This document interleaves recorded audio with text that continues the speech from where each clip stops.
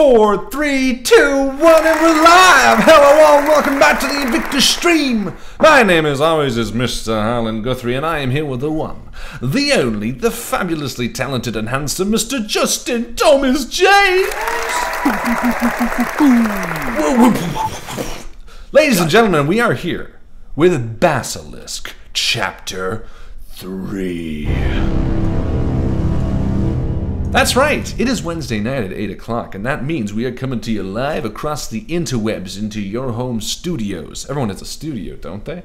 We are the Invictus stream. We live stream role-playing games every Wednesday night at 8 o'clock. We do everything. We do D&D. We do all the types of oral. We do Call of Cthulhu. We do Numenera, The Strange, and a bunch of fantastic, tasty little one-shots to entertain and hopefully amuse you. It is so great to be here. Give yourself a round of applause. That's right. It is, of course, an 18-plus show. If you are uncomfortable with the no-no words and the uncomfortable situations that we're going to be in tonight, then fear not. You don't have to watch tonight's game. But before you close the video and go run to your bed and put your head down on the pillow and maybe shed a few tears, that sounds like pretty bullying, doesn't it? Before you close the video, please make sure to like it. Like it and subscribe to us. Liking it is pressing that little thumbs up button, and subscribing to us, well, it just says subscribe. It shouldn't be that complicated. You can also follow us on Twitter, which is still a thing, apparently, in 2018. You can follow us on Instagram. We are at the Invictus stream. Lots of cool stuff coming up there. And, most importantly, you can follow us on the Facebook page and the Facebook group. The Facebook page is where we post the major updates. It's where we promote things that are going on for Invictus around the world, so to speak, which is pretty much just North America right now. Or you can join the group. Actually, you also should join the group, because the group is the place where everybody cool hangs out. It's the place where we get together and tell stories and make jokes and share pictures, and where Aisha Lyle posts just the sweetest, most kindest daily rituals to remind us that life is worth living sometimes. Pick Me Up Mondays, Table Talk Tuesdays, Game Stream Wednesdays, Thursdays, Talk About It Thursdays. I don't remember what Thursdays is. I really should. And then Friday is always Music Friday. I remember because that's my day that I always get to listen to the most new music. And you might wonder why I'm talking so much, because Justin took a pee. He checked. He was like, hey, do you mind if I pee right after the intro? And I was like, yeah, that's fine, but pee quick. So it's not that I'm just talking over Justin, it's that he's currently not here. So it's the Harlan Show. But yeah, please join the Facebook group. When you join the Facebook group, you have a chance to win MVP. MVP is the most valuable post. It's the post of the week that we distinguish, we acknowledge amongst the rest. We say, hey, you done good. You did a little funny, or you did something quite interesting. And this week, I am happy to announce that the MVP goes to Mr. Steve Thompson. For he did two really fun posts. He did one for a tattoo thread. He said everyone push your tattoos, but the real winner was like a fucking 7-second video called Breakfast D&D, where someone rolls a die, gets a natural one, picks up an egg, and chucks it at the fucking wall. And I watched it literally on repeat probably 5 or 6 times because it was so freaking funny. And that's all it takes. If you're spreading a little bit of joy, if you're spreading a little bit of humor in the Facebook group, that's really all you need to do to win MVP. And when you win MVP, you get a little bit of experience points. Those experience points go right into your pocket, and you can spend them on games to help us out as players, or help the GM out with hurting the players. So it depends on what kind of person you want to be. But I suggest helping me tonight, because I'm going to need some help. So that is MVP. Well done, Mr. Steve. Mr. Stompson. Also, I want to mention a really, really cool, important thing that's coming up. A few of them, actually. First and foremost, Extra Life. That's right, ladies and gentlemen, Extra Life is on. We are doing the charity again this year. We're not pumping through rewards. We're focusing on getting, for the 24-hour live stream, giving the rewards that we promised last year. So that's all going to happen before the live stream and on the live stream. But this year we are still doing it. We're not obviously not going to get probably as much as, that's not true. We could get as much as we did last year. We could do higher. But on November 3rd, we're going to be streaming for 24 hours straight. Isn't that right, my Peabody Justin? 24 hours. That's like this many. That's far too many hours. That's more than 24. That's like 3 days. Is it the 3-day stream? Are we doing the 3-day stream this year? What bombshell? But on November 3rd, we are going to be doing the 24-hour live stream. It's going to be a lot of games, a lot of stuff. And this year, it's going to be very chill. We've decided early on that we're going to be doing alternating years. Alternating years where we push really, really hard to get our goal and promote it for months and months and months. And then off years where we're going to work on getting those rewards done and things like that. This year is an off year. There's too much going on in our lives. I've moved. I had surgery. My granny just died. Lots of stuff going on. So we are taking an off year. We're just going to be relaxing a little bit, but the 24-hour live stream is a big old fuck yeah, we're gonna do it. There's gonna be a lot of fun stuff going on. I think Joe and I are gonna do some multiplayer Stardew. I think we're gonna do all of the new Call of Cthulhu game that comes in on the 30th, I think, and then we're gonna do some around the table D&D, and then like 1,000 other things sprinkled in there. Just a lot of dick pictures. Oh, it's gonna be so naughty. So naughty. A little bit naughty. I can't wait for it. I can't wait either. I can't wait to participate in the naughty. Because I'm back. I'm actually going to be able to participate in the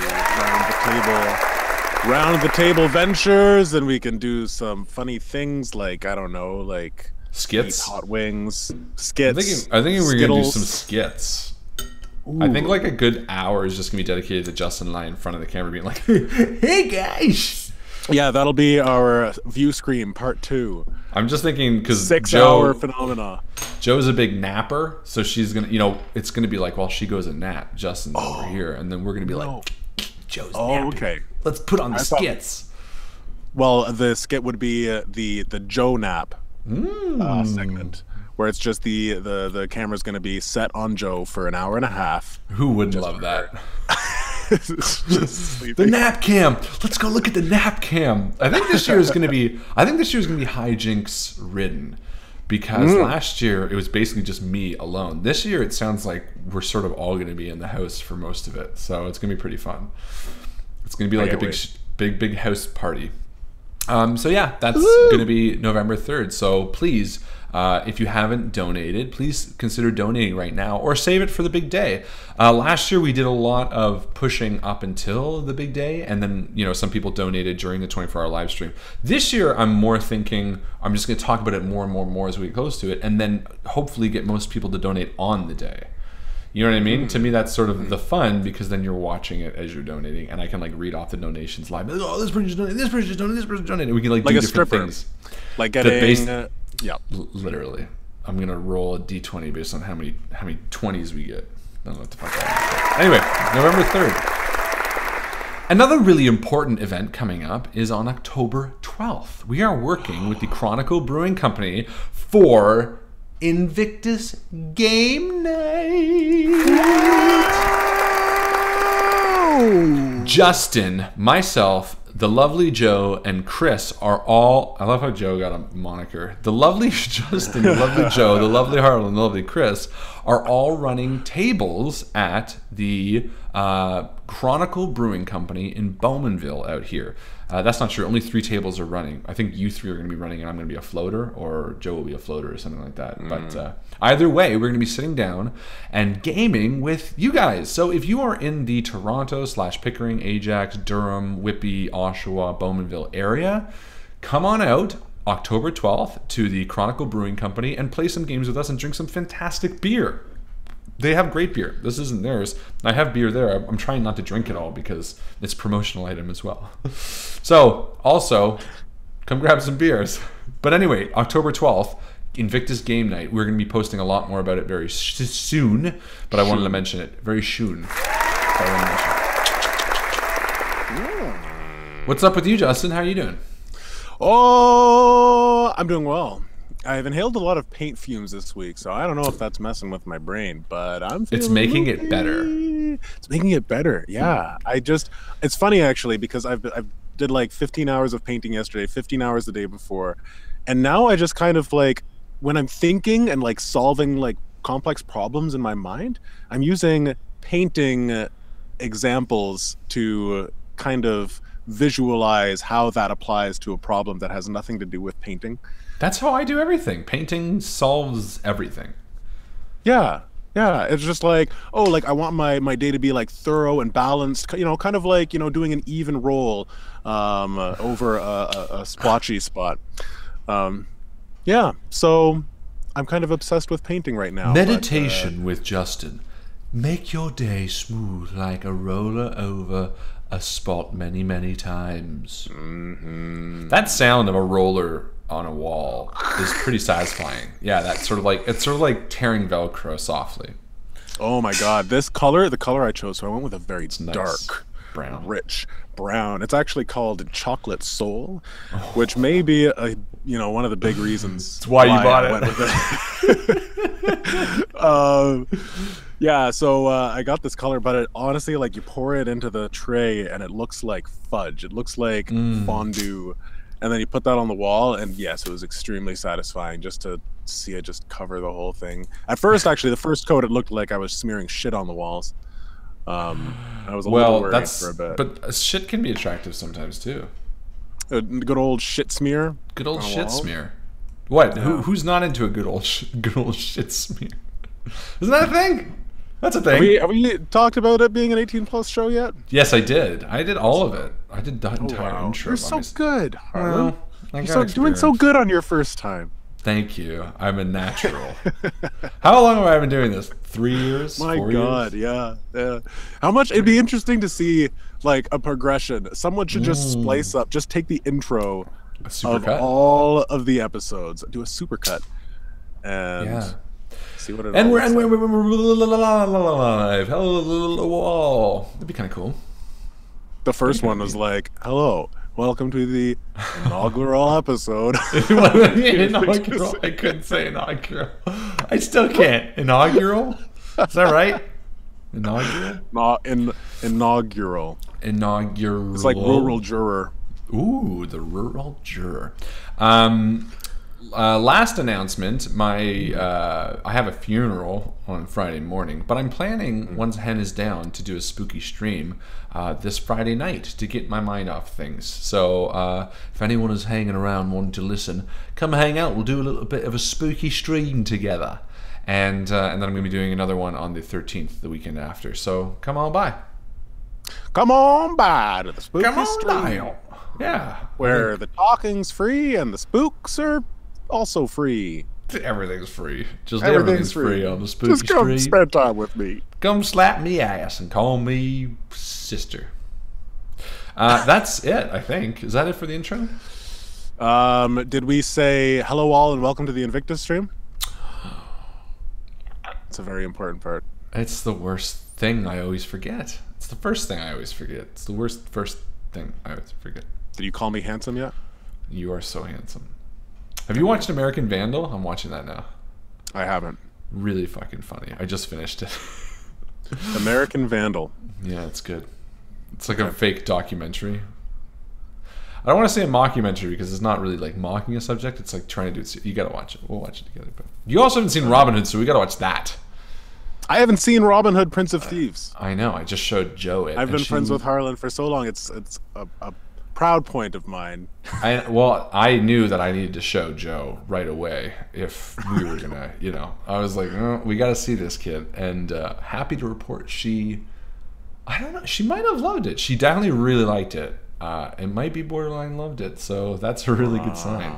Let's give that a fanfare because we all know how. That's a super fucking win. Let me just tell you how important that is for me. I have literal video of myself as a kid watching Robin Hood, being like, and then the arrow went through his fingers, because I was an idiot. I think that's it. Are we ready to start this? I'm ready to start this. If you're ready to start this, are you ready? I'm ready to start this. If you're ready to start this, are we ready to start this?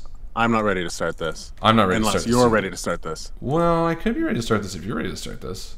All right, I'm ready to start this. Let's do this. Ladies and gentlemen, start this. Without further ado, we're ready to start this. Basilisk, Chapter 3.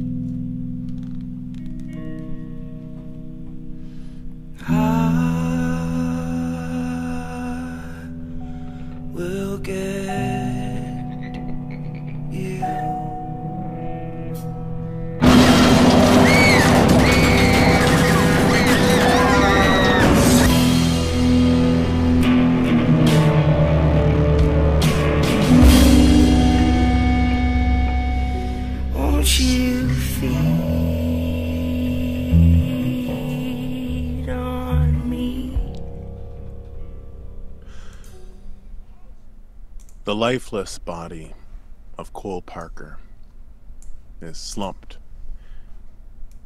up in a tree, a jagged, leafless tree.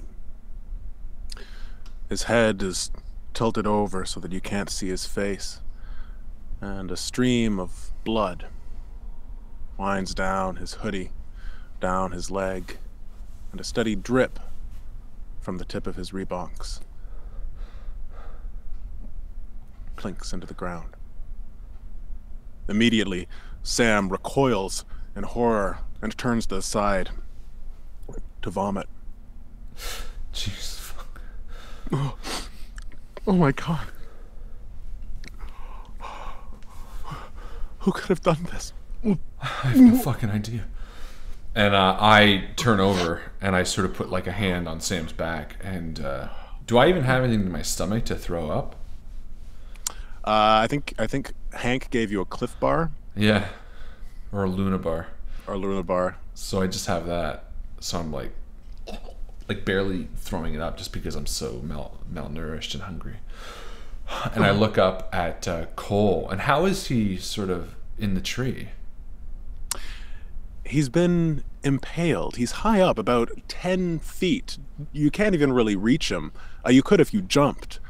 But he's stuck on one of the branches, a spear-like branch. And there's no way a mere person could have put him there. Jesus fuck. And I grab Sam and I sort of turn her away and I start walking in the other direction. And I'm like, we need to get away from this. And I'm like looking back over my shoulder. We have to call the police. Yeah, we do. Call the police right now. Where's your phone? Mine was almost dead.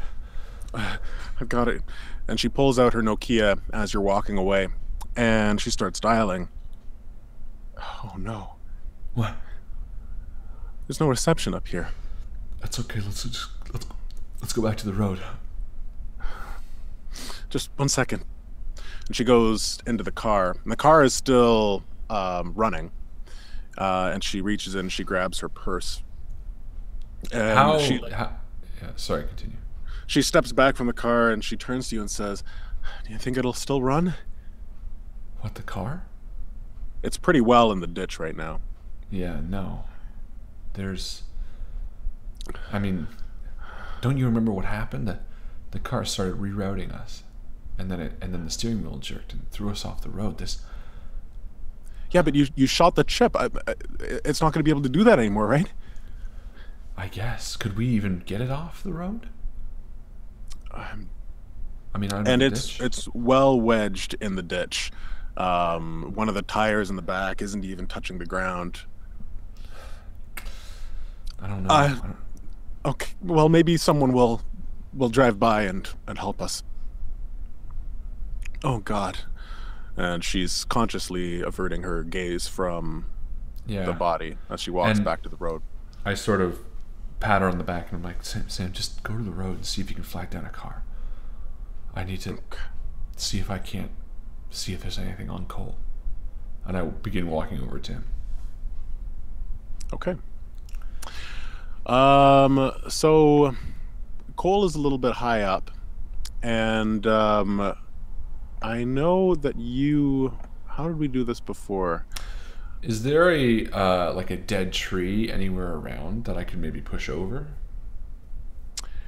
Not particularly. There's a lot of like tall pines, but the branches, it looks like the branches are strong enough for you to climb. Okay. So I'm going to try to do that, I guess. Yeah. Perfect.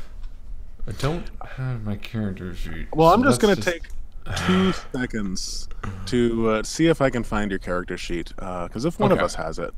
I know I had it printed up. I might have sent it to you. Yeah, if you have it. I definitely have it.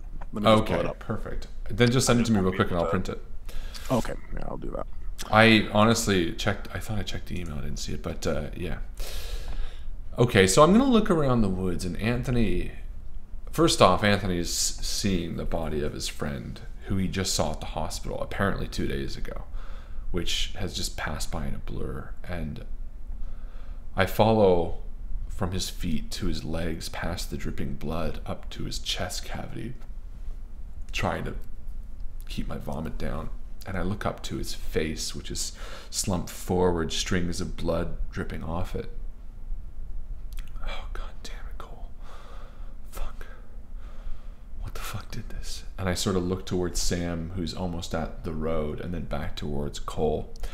And I walk over to the branches, looking for those that can kind of boost me up. And my goal is to sort of, I guess, try to check his pockets and see if there's anything that he's got.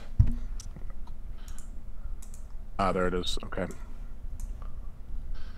And what is going through your mind right now? Honestly, a bit of guilt. Oh fuck. Hold on, I might actually have it. I'm such an idiot. Yeah. I'm gonna print it off now. Sorry. Don't all good. To me. I'm such an idiot. I was like checking my email and I'm like, wait a minute. I have a USB that I carry everywhere. It's like everything. I just was not thinking logically. My bad. All good. Yeah, so and luckily I have it here so I can just roll without having to print it off just yet. So I'm rolling, I guess, strength or dexterity? Yeah, roll a strength to try to get up the tree. Strength plus athletics? Yes. So whatever d10s per...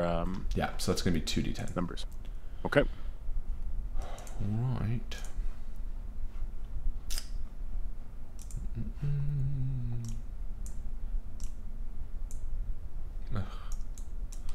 2d10, here we go.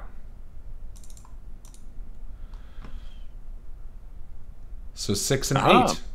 Okay, so you do manage to get halfway up the tree and your foot slips, but you hold on tight as a shot of pain shoots through your body, but you manage to pull yourself back up and get to a spot where you can observe Cole a little bit better.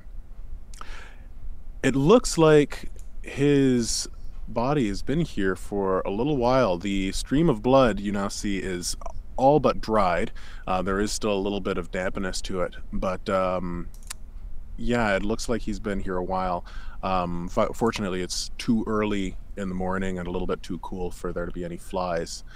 In the body yet, but I want to check like the pockets and things. Perfect, yeah. So do an investigation. That'll be wits. Okay. Wits investigation. So 1, 2, 3. Okay. So yeah, 2, 3, and 2. No. Okay. So feeling around in his pockets, you can't really get a good angle, and you're starting to feel really weird about trying to stick your hands in his pockets. And your hand slips at one point as it goes over a bloody gash on his side, and then you recoil your hand, breathing deeply as you look at the blood on your hands and see that this long gash looks like a mauling from a bear. Jeez. And I think of the footprints that I woke up next to a few days ago, I guess now, and I sort of back away from him. What is he wearing? The last thing I saw him in? Yes, he is. So yeah, I sort of shake my head and climb down and head back over to Sam and sort of try to wipe the blood on my jeans. I don't think too many people come up this road. No, I don't think so either. I think we might need to walk. And I'm sort of favoring my leg because it's already hurting from the accident. All right. Well, I guess this is the way back to town. Yeah. Sam, what the... She starts walking. And as we're talking, I'm like, what the fuck was... I looked at Cole, and I swear there are gashes in him, like from a bear. I don't know. There'd have to be some sick fucks. Maybe he got mauled by a bear and Someone strung him up in that tree somehow. I don't know. Sam, something about this is so fucking familiar. Something about this seems so fucking... And Anthony just stops for a second and sort of holds his head. What do you mean, familiar? The car. Did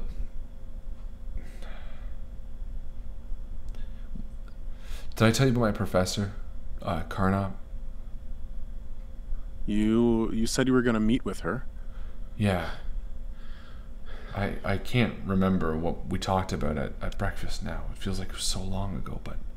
Did I tell you about the Basilisk? The Basilisk? And Anthony sort of walks over the side of the road down a little bit and sort of leans against a tree. And what's the weather like right now?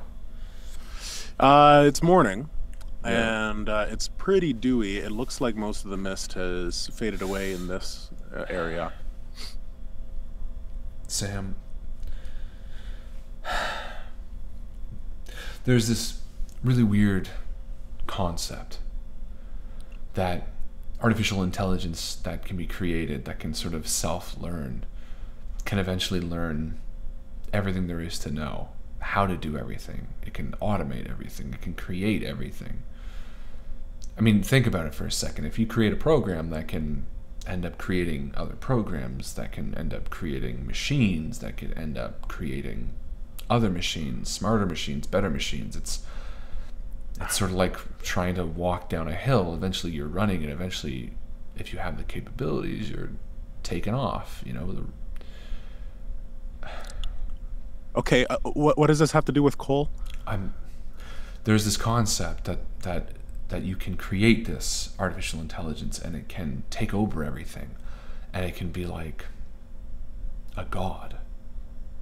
And when I was speaking with my professor Karnap the other day, she was mentioning this guy that I had met, Xavier something or other, and his dad, Bruce. The guy from the workshop? Yeah, that fucking guy. And his dad, Bruce Steiner. Well, apparently his wife died years back, but he was working on this concept. And Anthony sort of looks back over his edge, or over his shoulder, and looks back and says, that car that was trying to take us somewhere else. Mm-hmm. It's the same kind of car that his wife was in when she died, like a smart car. And I think like a maybe self-driving. Yeah, exactly. And I think maybe there's some sort of way this thing came real. I have no idea what the fuck it has to do with coal, and I don't understand what it has to do with this beast, but I've... Remember I told you I woke up in the woods and there were bear tracks all around me, and now coal stuck up in that tree with a gash on him? Yeah. Something is hunting. Something is hunting these. Something is hunting coal. Oh. Well, then we should get out of here. I don't know. This sounds crazy. And she turns around and starts walking back.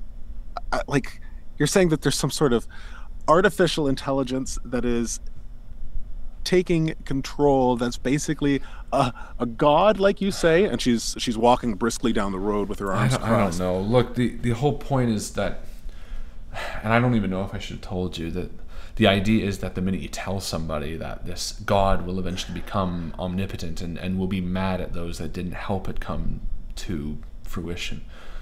So I guess in a way I'm also saying it's ludicrous, because I wouldn't tell you if I thought it were real. I wouldn't risk that. Oh. Okay. So now I know about this basilisk, whatever you're talking about.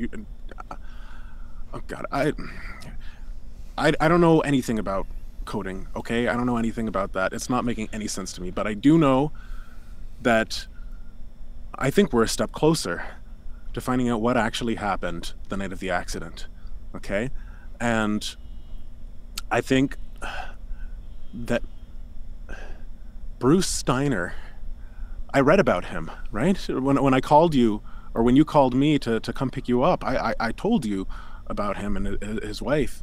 And uh, maybe we should find him. Maybe we should talk to him.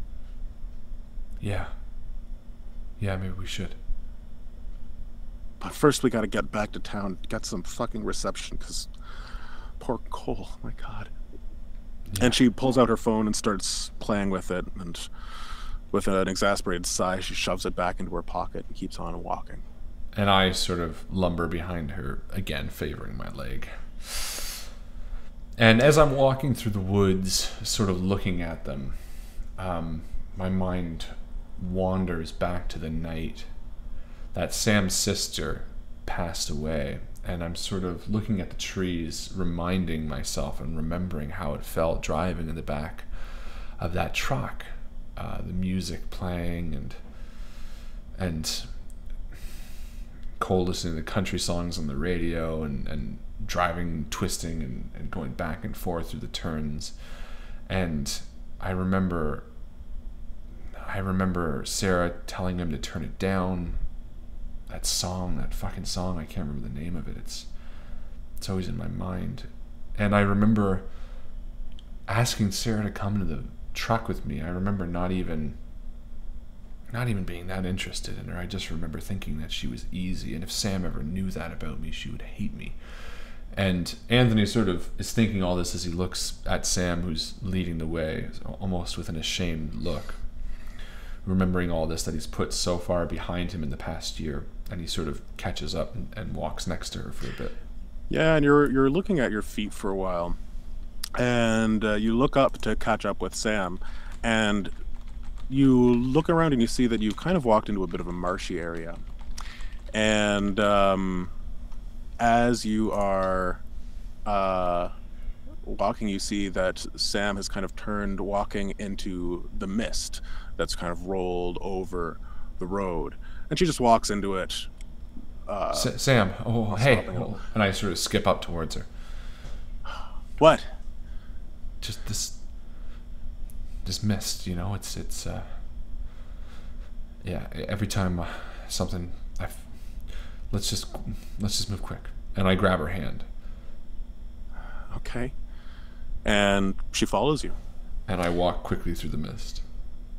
And this patch of mist is incredibly thick. And if it weren't for Sam holding your hand, you barely would be able to even see her. And at one point she even shouts out and says, "You're scaring me, Anthony." Why? Why are we walking like this? I just want to get through the mist as fast as possible. And I'm like sort of frantically looking around, beads of sweat on my forehead as I'm trying to make sure there's nothing following us. Yeah, you continue to push through, and then you stop. Do you think you hear something? Go ahead and do a wits roll, wits investigation.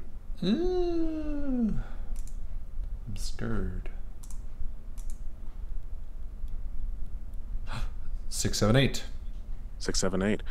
So very quietly, off to the side of the road, where the mist is starting to clear up a little bit, you can hear a low rumble. Fuck. Do you hear that? What was that? Oh, yeah. Should we run? I don't know. Can I do a roll? Can I do a survival roll? Perfect, yeah, totally. Or I guess it would be social I'm trying to do. I'm trying to sort of think of what the best thing would be. Maybe composure. Make a composure roll. Perfect. I want to just sort of... Oh, 2 9s. Wow. Okay. So Anthony is panicked, and his initial instinct is to run. And I guess what he's doing for a second is he's thinking... He's holding Sam's hand tight, and he's squeezing it tighter and tighter as the grumble happens. And for a second, he's about to run, the sweat perspiring on his forehead. And then he thinks, hold on. And he takes a breath. And he thinks for a moment to Ben. And all of a sudden, he and Ben are sitting maybe 4 months ago in his trailer, and Ben's handing him a beer, and Anthony sort of takes a deep sip, and Ben sits down on the couch next to him, and Anthony says, I don't believe you. I don't think you've ever been face to face with a fucking bear. You're full of shit, Ben. I'm telling you, it happened. And I don't know, people tell you to do all sorts of things, but I'll tell you what I did, and it worked. Because we're having this conversation. I just stood there, and I stared it down. I didn't move toward it. I didn't run away from it. I didn't lie down on the ground like some sort of... Long story short, you just stand your ground, stare it in the eye. Well, this is what I did, at least. And I turned around and walked away.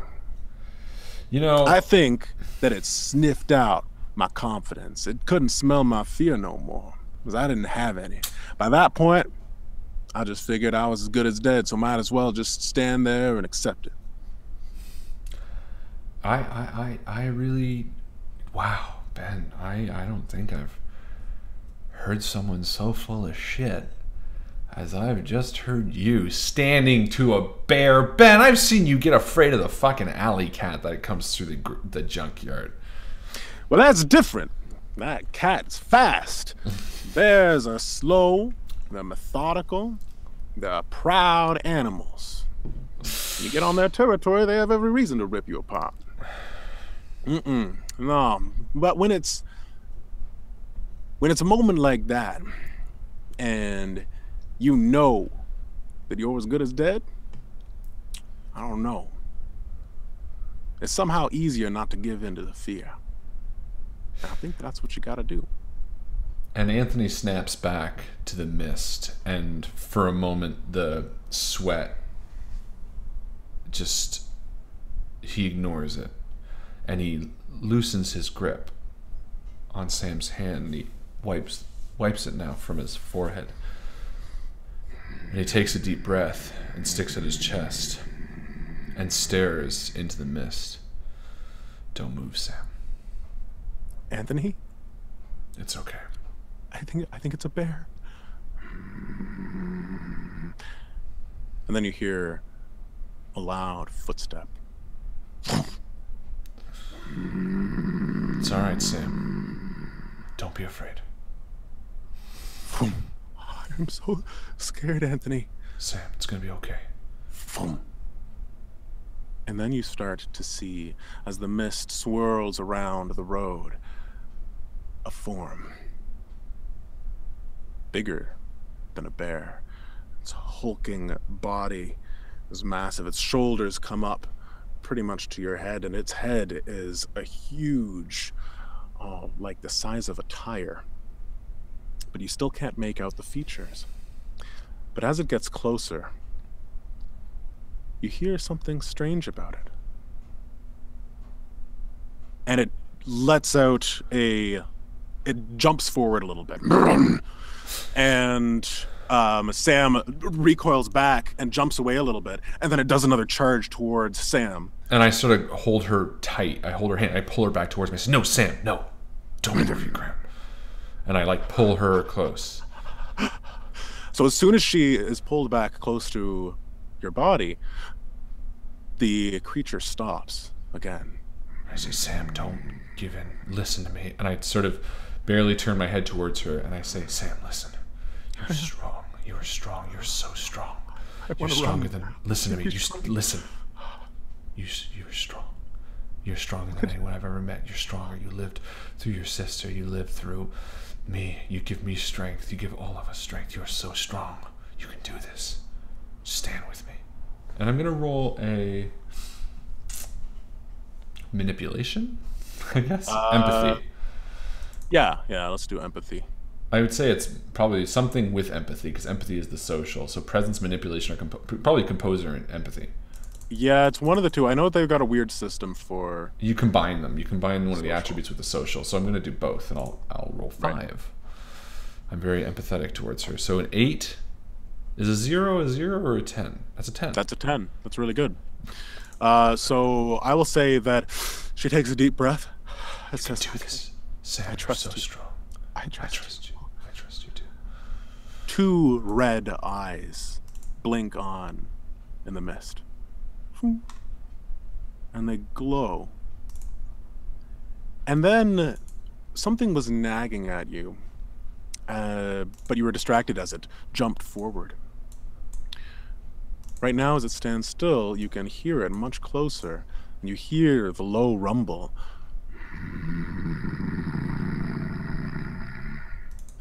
Doesn't sound as natural as you would have thought. In fact, you have heard this sound before many times. It's the sound of an alternator.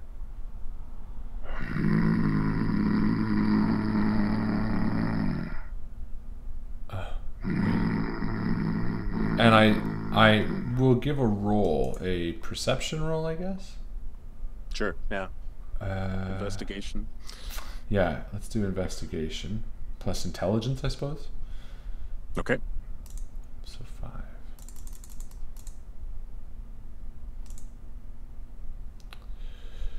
Three eights. Wow, okay. Excellent. So, that was a... Investigation plus intelligence. So definitely. This isn't the sound of a bear. This is the sound of a car alternator. No, more than one. And then you start to hear other sounds that are more associated with machinery than with living things, like the sound of the whirring of a belt. And when it takes another step towards you, you hear the clink, a heavy clink of metal crunching together. And I take a half step towards it. And it doesn't move. Anthony? It's okay. And I continue holding Sam, and I move towards it slowly.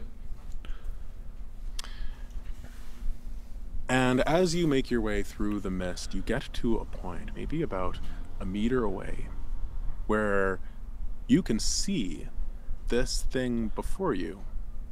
Much better. You can at least see its head.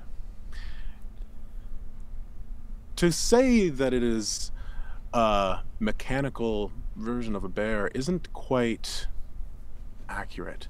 While the structure of the head is very similar to a bear's, it looks like whatever designed this monstrosity had to make some adjustments and in order to make a very heavy, dense-looking jaw work properly. There is some fur attached to it, but only half of the face is covered. The other half, it's kind of sloughing off, and there's a little bit of fur that's kind of clinging here and there to metal plates. The eyes look to be like some sort of scanner, some sort of laser scanner. And the teeth in this thing are actual bear teeth, you see. It looks like some sort of hybrid combination of taxidermied bear parts and robotics. Jesus Christ. And it just stares there, standing in front of you, as if waiting for your next move. So Anthony feels a lot more comfortable all of a sudden, since the idea of this creature, this beast, terrifies him. Animals are, they're creatures. They are able to think on their feet, and they're reactive, and they're unpredictable at times. Whereas machines are things that he understands. He's created robots in his spare times with Harpool, and he sort of cocks his head to the side a little bit and starts looking over it. How are you built? Is there any sort of interface, any way to interact with this creature in a mechanical sense? It doesn't. It's really hard to tell from right here. You'd have to inspect it to get a closer Yeah, look. so I'm going to take slowly. I'm going to let go of Sam. No, I'm going to keep Sam because if she runs, I think she's going to be dead. I say, I think it sounds, Sam, like this thing is instinctual. I think it's attacking things as they move. Instinct or programmed? Just stay with me. And I hold her tight as I walk closer towards it. Perfect. So you walk closer, and you're close enough that you can put a hand on it, and it doesn't move. It simply moves its head as it watches you.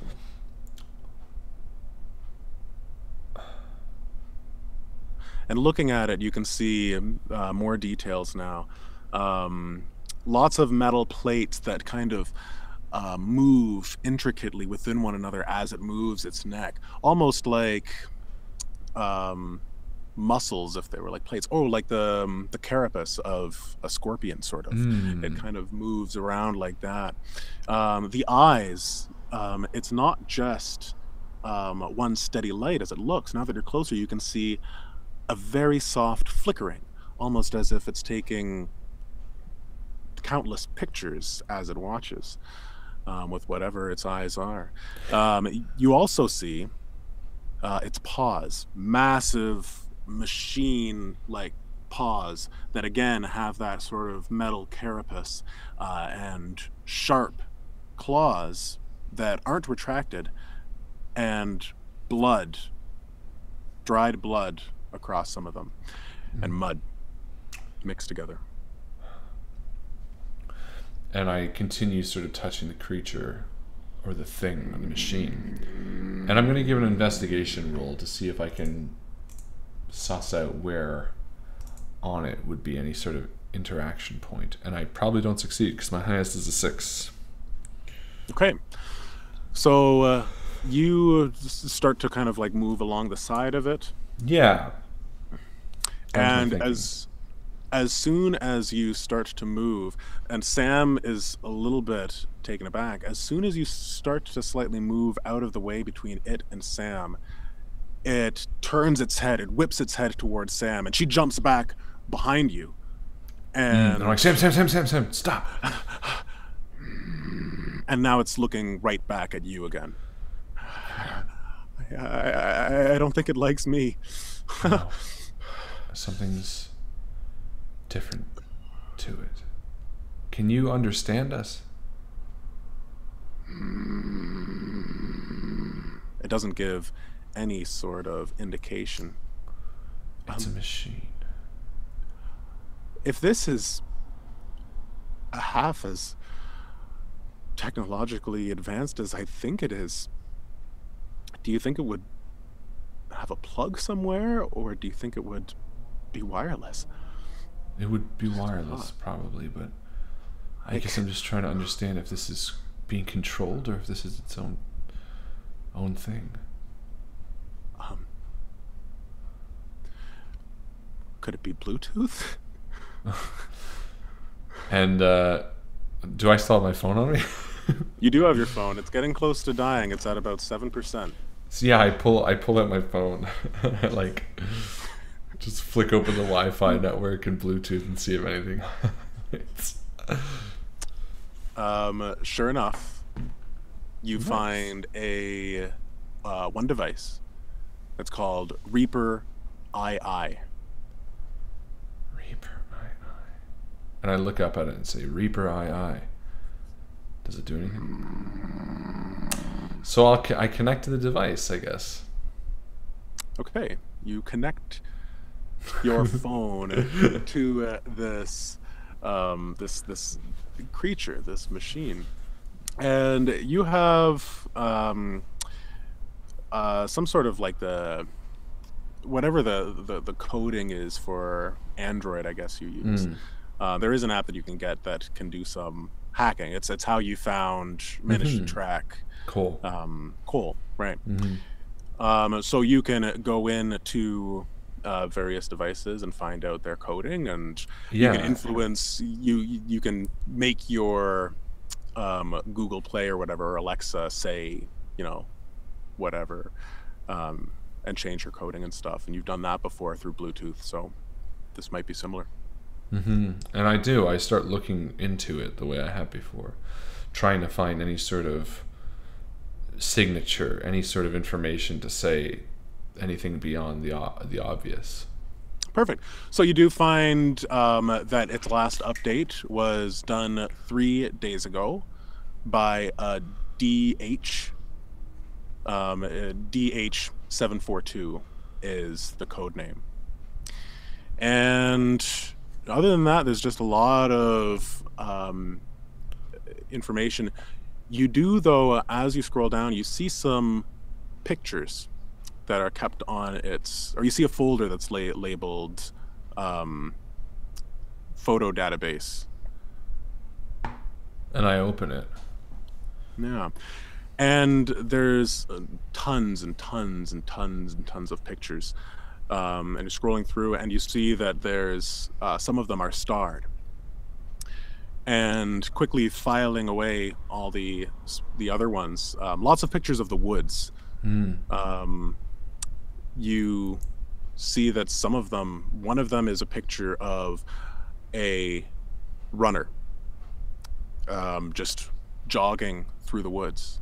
And then the next picture is the runner running for her life. And I turn to Sam and I say, her. "This is the creature that killed the joggers." What? And she looks over your shoulder. And I show her the pictures as I continue flicking. Oh my God. And then your blood runs cold as a particular picture pops up. Picture of a truck. 4 people inside. And it's from the side. It looks like it stopped at a red light. And yeah, you can see yourself in the back with Sarah. This is... Wait, hold on. So this wasn't just an accident. There was an animal. It was this fucking thing. Look. And I turn the phone to Sam. Someone... Oh my God. And she takes the phone and she zooms in on Sarah's face. And she starts to whimper and says, we gotta kill this thing. We gotta fucking stop it. No, put it out of it. Just fucking destroy it. Sam, listen, rip out something created this.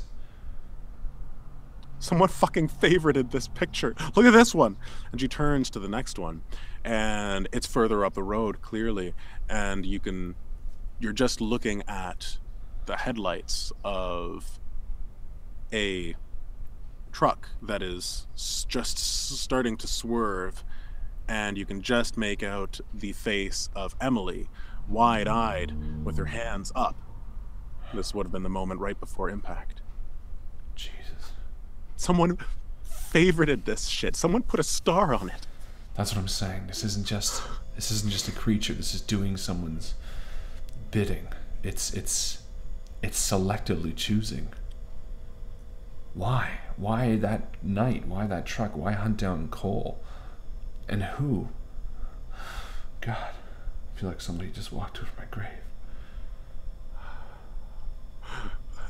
I'm not joking though, Anthony. We have to stop this thing. Can you shut it down? Can you fry its code or something and make it just obsolete? It's killing people. I know that, of course. Listen, I know that.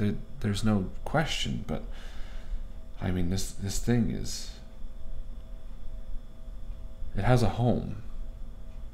And I start flicking through the photos to see if it leads to any building or anything like that.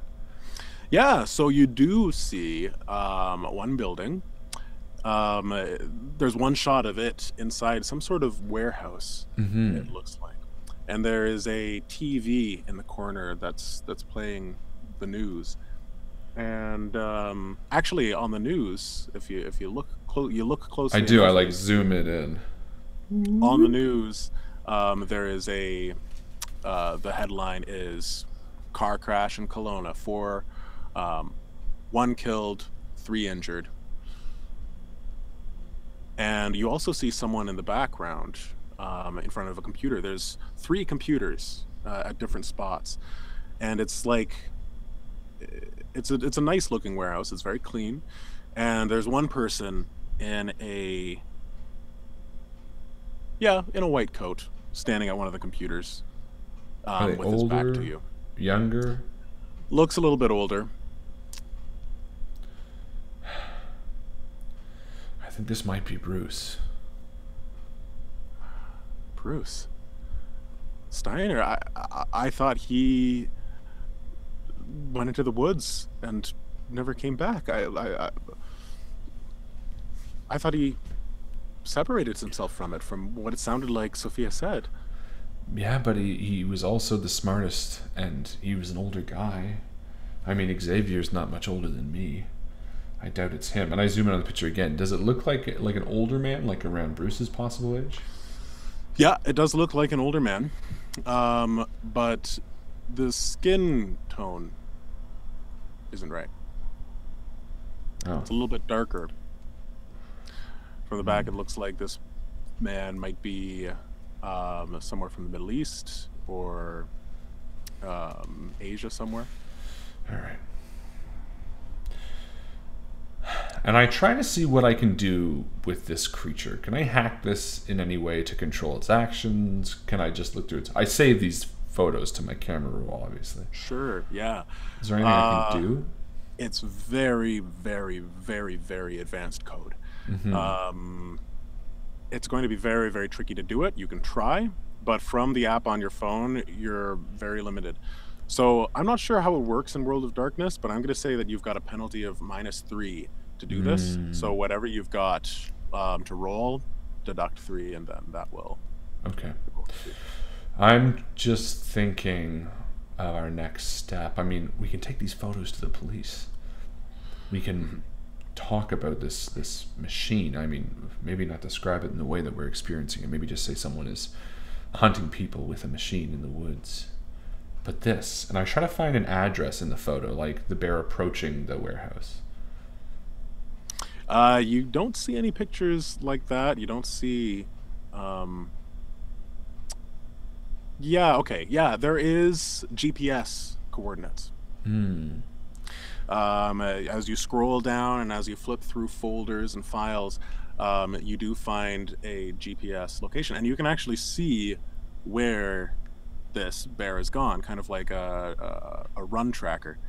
And you see that lately it's been up here, but every time it keeps on going back to the same location, just to the east of Kelowna, about 20 minutes to the east of the city proper. Okay. All right. Or 20 kilometers, rather. I can't control this thing from just my phone, and my phone's about to die. We need to figure out a way to keep it safe, to deactivate it.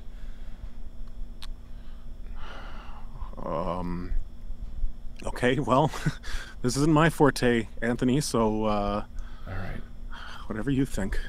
Can I do anything to it with less of a penalty? Just maybe deactivate it, put it in sleep mode, Sure. turn off its cameras, maybe turn off its visual. Yeah, so as you flip through, you do find a sequence that looks to start up every evening, and it looks like you could adjust this to go back into the mode that it was in before this startup code. Perfect. So I'm going to try that, and I'm going to roll coding and intelligence. So 9. I got a 9. Excellent. Okay, so you punch in some numbers, and Sam looks over your shoulder, and every now and then she looks up, and you hear another thrum of the alternators.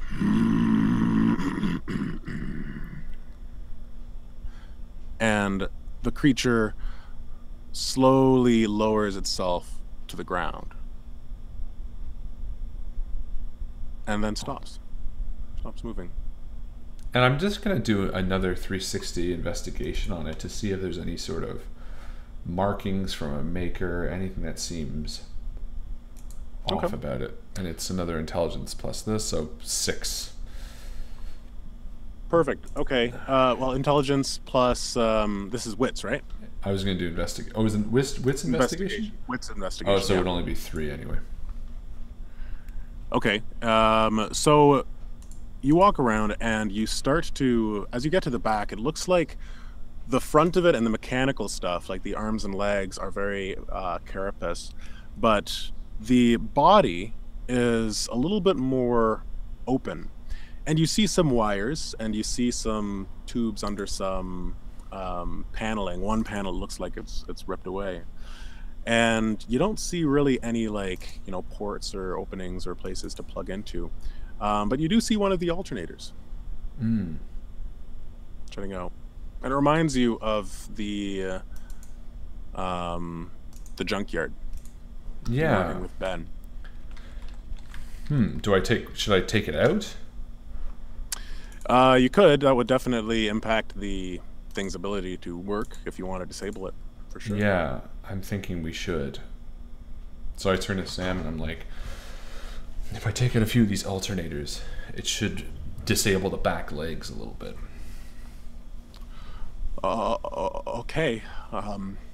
Just with your bare hands, that might be tough. It looks like it's bolted in pretty good. Well, I don't know. I don't really have another option. It's funny. I was just getting an What? Ben mentioned someone was coming by for an alternator. He mentioned that it was Harple's dad. And I step back from the creature for a second. Isn't Harple your friend? Yeah, no, wait. I just got an alternator, didn't I? Someone came by. I hadn't met him yet. I met his dad, Harple's dad. He was the one picking up an alternator. That was like just last week. And I pull open the camera again and frantically flip to the photo I saved and zoom in again and look at the back of the man's head again. His head, he's got balding on the top, some graying hair around in a band, like a Friar Tuck sort of thing. And his skin pigment very well could be Indian. Is that how, when I met him, is that how his hair looked? That's how his hair looked when you met him, yeah. Fuck. Sam. This is Harple's dad. I can't. Oh my God. He texted me. Harple's dad. Harple texted me the night of the thing. I wonder if that was him. I wonder if that was his dad that hacked his phone. Fuck. Okay. This is. We need to disable this creature right away. Is there anything I can? Sorry, go ahead. Save those pictures though. Save them onto your phone, because as soon as you lose the Bluetooth, you're not going to have them anymore. Yeah, I saved them all, and in fact, I upload them to like Dropbox to an account no that's. reception. Oh right. I email them to myself and like let them say in my send. Reception for that too.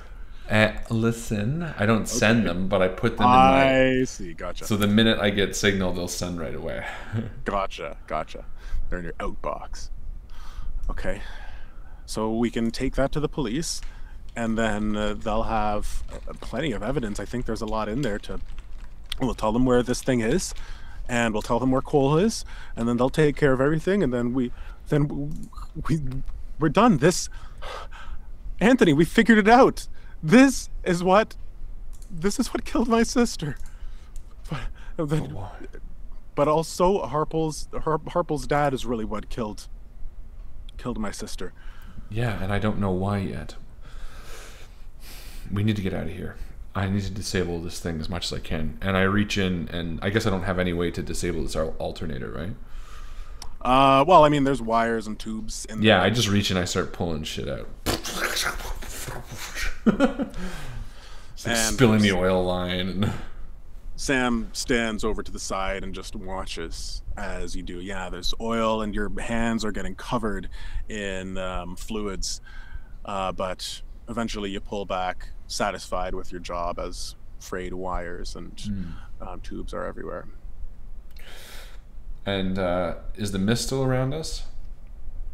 The mist is clearing up as the day is progressing. It's probably around 9 o'clock now in the morning. It looks like the mist is cleared. And I guess I turn to Sam, dirty and covered in oil, and I'm like, okay, we need to get back to town. We need to speak to Sergeant Grimes and the police officers. We need to tell them what's happened.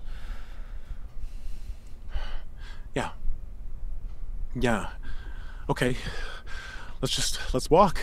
And she goes onto the road, starts walking back to town. Yeah. And we start heading back to town as I'm like shaking my head. I just don't understand why. I don't understand why Harpo's dad would do this. What are his motivations and how?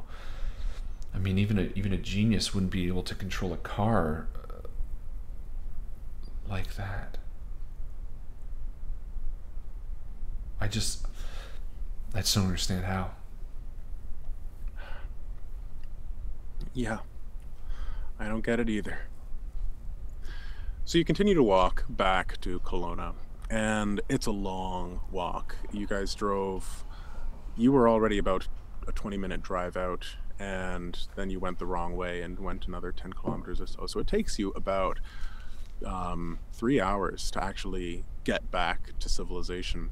And there is an opportunity to hitch a ride. Would you guys take the ride, though? Do they pull over, or like, is the car passing? The car is just passing. And what does it look like? Looks like it's a Honda Civic. No, I'd probably get off the road, actually. Yeah, okay. So you see the car coming and you pull Sam off the road as the Honda Civic drives by? Yeah.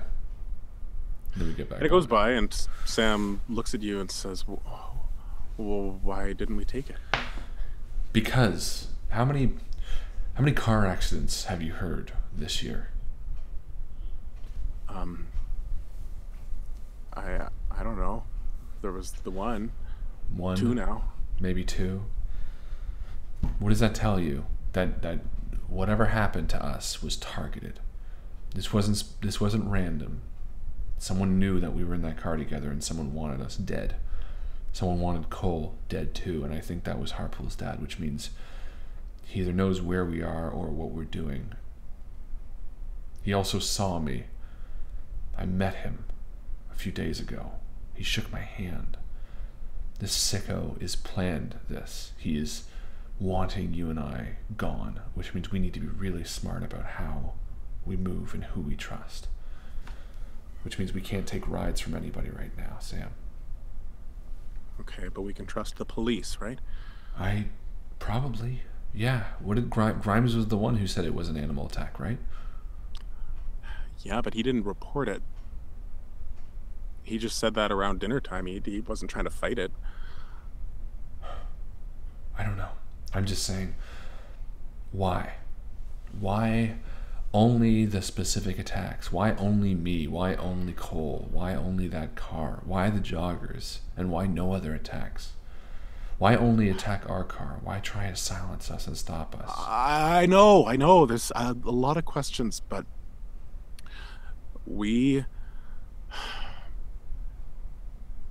I don't know. I kind of feel like if we take this to the police, as much as I know I was just saying that we should take this to the police, but maybe nothing's going to come of it. If we do, I'm thinking maybe the same thing now. I mean, what kind of ludicrous story is this? We have the coordinates for wherever that fucking thing was made. We could go there, see what's there, just stake the place out. There's a good chance that he's not even working alone. Whoever the Harpo's dad is, there might be others involved. Okay. But the first thing is I gotta go back to my apartment and I need to change And we need to tell somebody about what we're doing so that if something goes wrong, at least we told somebody where we are. And you're saying this as you are passing the first, street light that you've run into in a long time, and some of the buildings are starting to show you. Well, you're getting into town now, and you get to an intersection where Sam's house is to the east or to the west, and yours is to the south. Okay, charge your phone and call me, and we'll go from there. No, come up with me. I don't think we should be apart. Yeah? Yeah. Okay. And so instead of going back to her house, she turns back and starts following you. Where do you go? I go home. To the dorm? Yeah. Perfect. And you get to your door, and of course there are... By the time we're up the stairs, I'm like limping because we've been walking all morning. I'm like, there's thick circle under my eyes. My hoodie is like almost black with dirt. My jeans are like covered in mud. I have oil and blood on my hands. I'm like looking like death as I walk up the stairs, the Sam behind me, and I turn the corner and come towards my door. You turn the corner, you come towards your door, and as you get there, you're fumbling with your keys. You hear a door open across the hall, and you hear a familiar voice. Oh, hey, I thought that was... Oh my God. What happened to you? Had a long couple days, Mark. Are you okay? Should I call an ambulance? Gee, I mean, jeepers, you look like death. Why don't you come in, Mark? And I step into my apartment and I open the door. Yeah, I'll bring some. I'll bring some of that casserole. Just yourself, Mark. Come on in. Okay. And he reluctantly closes his door and walks in and says, I don't know where you were, but I don't know why you turned down casserole. I mean, you look like you'd be hungry as hell. And Sam says, I am really hungry. Do you have food? Yeah, I got food. And I step inside and shut the door behind Sam and Mark and myself. And I say, have a seat, Mark. I put you off for long enough. And I motion to the fridge for Sam. And she walks over and opens it. Yeah, there's stuff in there. Leftover pizza. No, I think Anthony can cook. Leftover pasta, 2 days old. Pita bread. Or lots of wraps. Flatbread. Lots of frat bread. Well, he is in college. Yeah. And I say, Mark, why don't you keep Sam company, and I'm going to take a quick shower. And I step into the other room and strip it of my clothes and get into a nice hot shower. And the water feels amazing. And yeah, you do your thing in the shower, and the mist or the steam is starting to fill the shower, and as you open your eyes, and now you're surrounded by steam. And how does it make you feel now? Oh, relaxed. Oh, the steam. The mist. The mist, I don't know, it's sort of surreal. At the same time, now that I know where this mist has come from, I sort of feel more comfortable with it. And as I'm washing myself and washing the grease out of my hair and thinking about the creature, thinking about all of this, I wonder why I passed out. I think about what caused me to black out both times. I don't remember eating anything. I don't remember drinking anything. And yet, I lost consciousness, and I begin to get worried.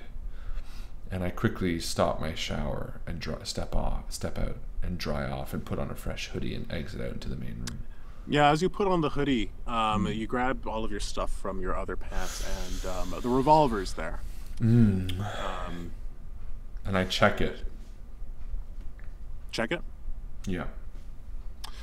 To make sure so it's you, like loaded. You pop out the barrel, and you're about to pop it back in, kind of absent-mindedly doing it, But then your heart skips a beat as you realize that there are only 3 bullets in there.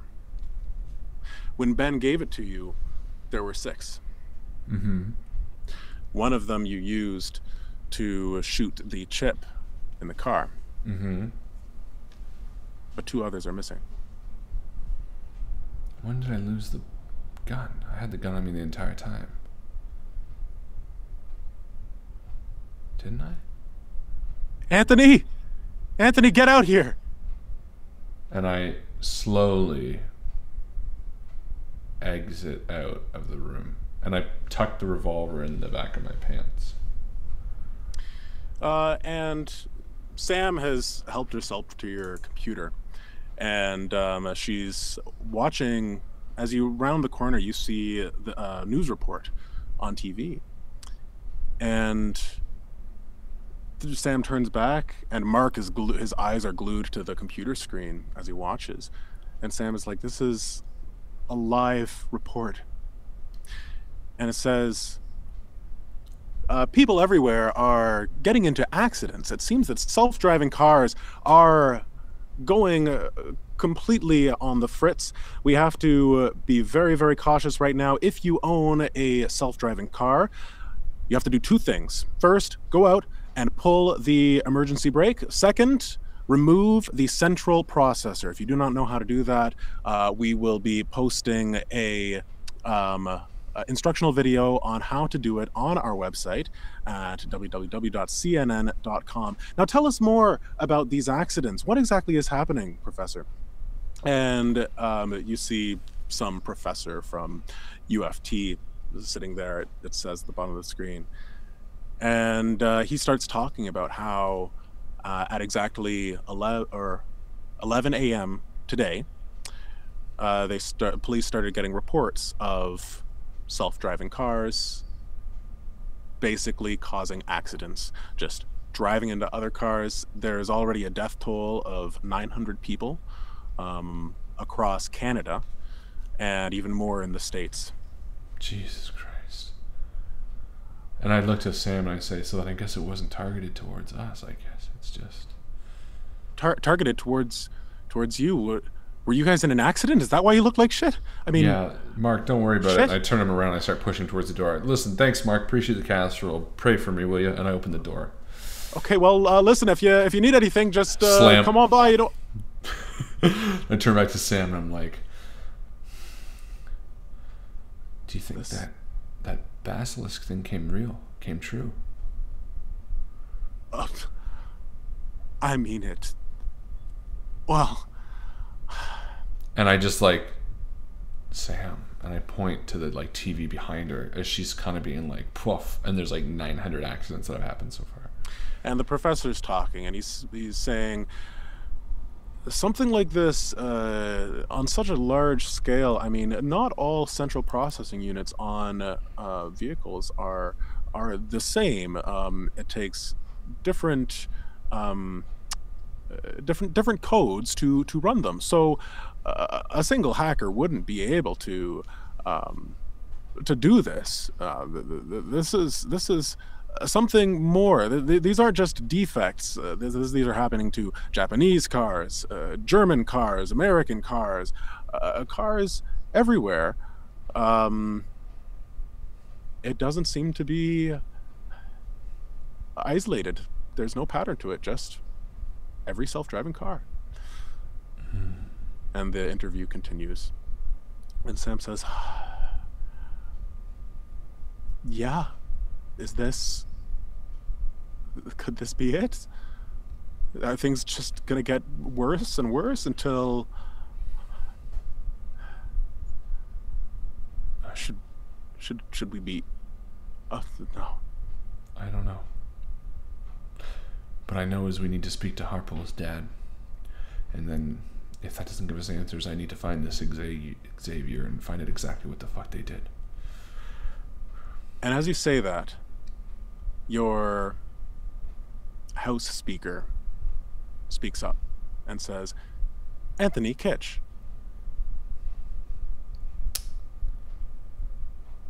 Anthony Kitch.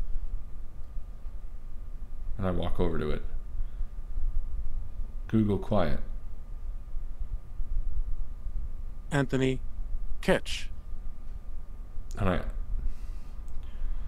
try to tap it to turn it off. What the hell is it doing, Anthony? I don't know. Anthony Kitsch. Anthony Kitsch. Anthony Kitsch. Anthony. I walk around the side and I go to unplug it. And you do. And the batteries kick in. I'm coming for you, Anthony. I'm coming for you. Run. And you're immediately brought back to the moment in the hospital when Emily was staring you in the eyes with a broad smile on her face, but sweat pouring down her brow as she said, Anthony, run. And I turn to Sam and I say, we need to get the fuck out of here. Now. Anthony Kitsch. Anthony Kitsch. Anthony Kitsch. And the voice speaks up faster and faster and faster as you grab a few things from the apartment and run to the door, open it, and slam it behind you. And we're going to stop there for the mid-game. That's right, ladies and gentlemen. It's the time of the show where we stop the action. We jump over to you to find people in the Discord. We say, how y'all doing there in the Discord? This accent impression is offensive now because I'm a rapist piece of shit. That's the second time that Cosby has come up in this series. Because now I'm a fucking asshole. And I'm the biggest piece of shit that I've ever seen. Fuck me. I put the pill in the drink. I'm such a fucking terrible person. Sleep, and I have my way. Wow. Ladies and gentlemen, welcome to the Mid-Game Post. That's right, it's the time of the show where we stop the action and we jump over to you in the Discord channel. How's everyone doing this evening? We have Zia and Johnny and Jeff and Carly and Björn and Michael and Brianna I saw. And I also saw a little bit of Kellen, even though he's playing the Elder Scrolls Online, that goofy little boy. Colin's here tonight as well. Make sure that if you haven't already, make sure that you like the video on the YouTube machine. Boink. Boink, boink, because it's the... Oh, and Robbie is here. I forgot. Rob told me he was going to be watching. Rob is working with me on a super secret project that I am so excited about. He is very talented and very kind, and he's got long hair that he just cut off, and he's Australian, so you know he's a kind, gentle fellow, because those Australians are so kind and gentle. They are. They are. So, the mid-game post is the part where we stop the action and we ask you a question. What's the question for tonight's game, Justin? Oh my god, I should have actually been thinking of a question instead of just picking my nose. Can I just say I'm so impressed that I remembered that I gave the alternator to Harpol's dad, because I really didn't remember that. I was so happy that happened. Yeah, me too. So that's why I realized once you said there's an alternator, I realized that you were doing that. I was like, oh. Right. Doesn't this just show how much I pay attention to your games? It does, and it feels really great, so thank you for that. The question. There are so many mean animals in Australia. He's so right. Sorry, you asked the question. Well, talk about mean animals for a second. No, okay. Oh what my is God, the question deathly animals? Everything in Australia kills you. What's the question for today? There's so many great questions. We could say, who is the... Oh, why don't we say this? Name? Oh. What is... Oh, this is kind of tough. What is Harpol's dad's name? Does anybody remember that? Oh, because then that's kind of helpful for you. I don't remember that. Because I know you don't remember it because you didn't bring it up. I assume it's something to do with DH. Ah, okay. Because I'm not a complete and utter fucking moron. Skynet. Boop, boop. No, his name is not Skynet. I don't know. That might be too hard. I think that might be too hard. That's pretty tough. Why that's don't from we like do the first episode only? Yeah. Why don't we do the name of the priest that I met in the last episode? That That one's good. How about how about the name of the Bluetooth creature that I connected to? That's good. There you go. That's a good one. Perfect. What is the name Good of job, the creature's Bluetooth device name? I Hey, guess. Ozzy Mark is here. Hi, Ozzy Mark. Ozzy Mark. Aussie. That's Aussie. ouch. Oi, oi, oi. Ozzy, Ozzy, Ozzy. Oi, oi, oi. Everything I think of Australian, I think of the Australian Philosopher's Song from Monty Python. Michael Baldwin Bruce, Michael Baldwin Bruce, Michael Baldwin Bruce. Is your name not Bruce? No, no, it's Michael. Oh, mind if we call you Bruce, just to avoid the confusion? It's like, oh, Bruce. What's that from? I don't remember that one. That's it's like an audio sketch. Oh, I see. Okay. They're all the philosophers from the. They're all Australian philosophers, and they're all named Bruce, and then a new guy's named Michael Baldwin. And then they'll, I sing the song. I gotta watch Monty Python again. I haven't seen that in years. It's Any so good. Monty Python movie. The audio, I gotta say, is like the. It's my favorite. Really? I love the audio. Oh, it's never listened to so funny. Very, very funny. Okay. Gotta look at that. I'll be right back. I'm gonna get a glass of wine. I was gonna get a beer too. Okay. Oh fine. no. Okay, you get a beer. I will talk to the people. And then we'll switch. Good call. Then we'll switch. Yeah. Perfect. I just wanted to say that I'm having a lot of fun. I don't think this is gonna be. I don't know. I don't know if there might not be time to do everything I want to in this game. So we might just have more Basilisk episodes for you later on. But in the meantime, I'm having a blast. I'm really enjoying where this is going and how everybody's How's everybody doing? Zophia's at work. Is it Zophia? I want to say Zofia. But she says, hi, Zoff. You're changing your name to Bruce. That's good. Kill off Harlan's character while he's gone. Oh, that's a good idea. Okay, I'll do that. All right. Thank you very much, Johnny Ray Raygun. I'm really glad you're digging it. Oh, look, I got this. What's that? Oh, a feather. That's a GM feather. You're not GMing. Well, you're right. I've still got my feather. My feather went through the move and did kind of got fucked up. A little bit. Mine's perfect. Something fell on it. I put it in its own box. All right, you can go get your beer, and I'll sing the Philosopher's Song from Monty Python. Sounds good. Oh, Immanuel Kant was a real pissant who was very, rarely stable. Heidegger was a boozy beggar who could drink you under the table. David Hume could act consume William Friedrich Hegel. And Wittgenstein was a beery swine who was just as sloshed as Schlegel. There's nothing Nietzsche couldn't teach about the raising of the wrist. Socrates himself was permanently pissed.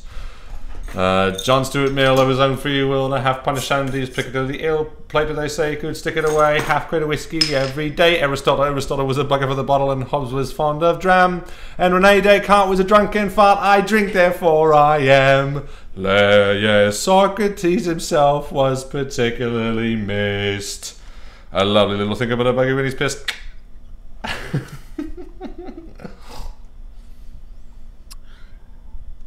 Huzzah!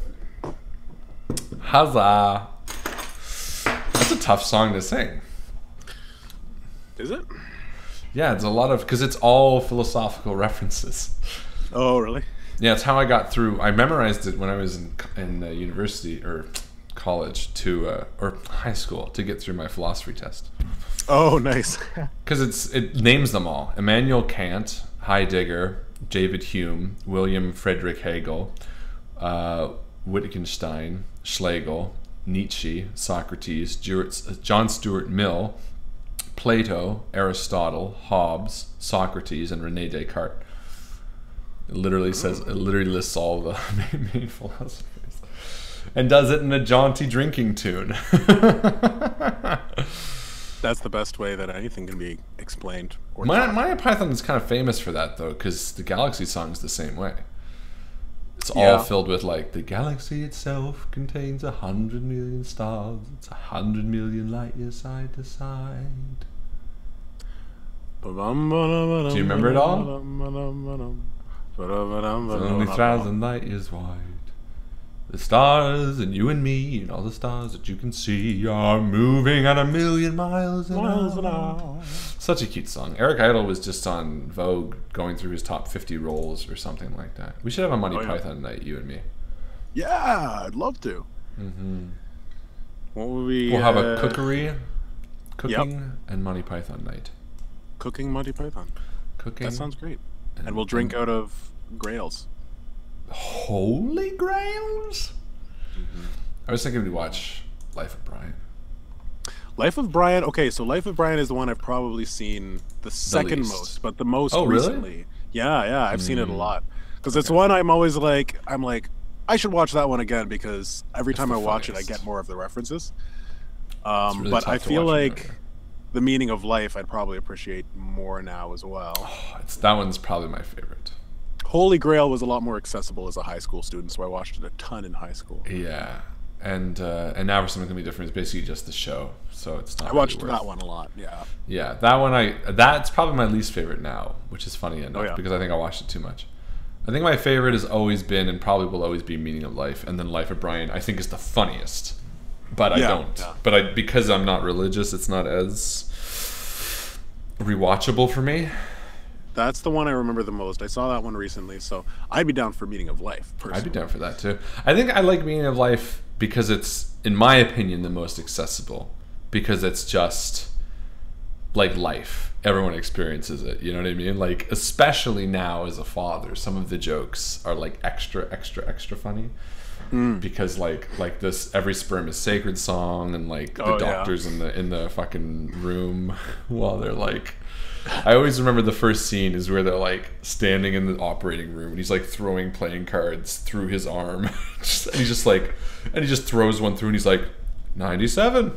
It's like they've just been staying there for like 96 turns waiting. I don't know, there's just so many subtle fucking funny things and John Cleese is so good in it. Yep. I think he's my favorite in that. All the scenes of him in that are fucking... I really like Michael Palin. Oh yeah, Michael Palin. He's fucking good. Michael Palin. He's They're also funny. Smart too. He's got a travel show, which is really good. Yeah. I think I'd be more interested in watching it now. But I think I watched a little bit of it and I was like, this isn't as funny as I was hoping. He's not making jokes. Not at all. He's actually being serious. Dance, funny man, dance. But yeah, let's do that. Monty Python night. We'll do some more cooking. Sounds good. We'll make something delish. Sounds great. I don't know what yet. Chili? Sounds beautiful. Sounds like a beautiful night with a beautiful person. Oh, cute. All right. Be there? Who? Oh, Henry. Yeah, of course. I miss him. That's a Monty Python sound. Very Monty Python. Yep. Always with the foot too coming down. Yeah. Good call. All right, you ready to go back to it? Let's do this.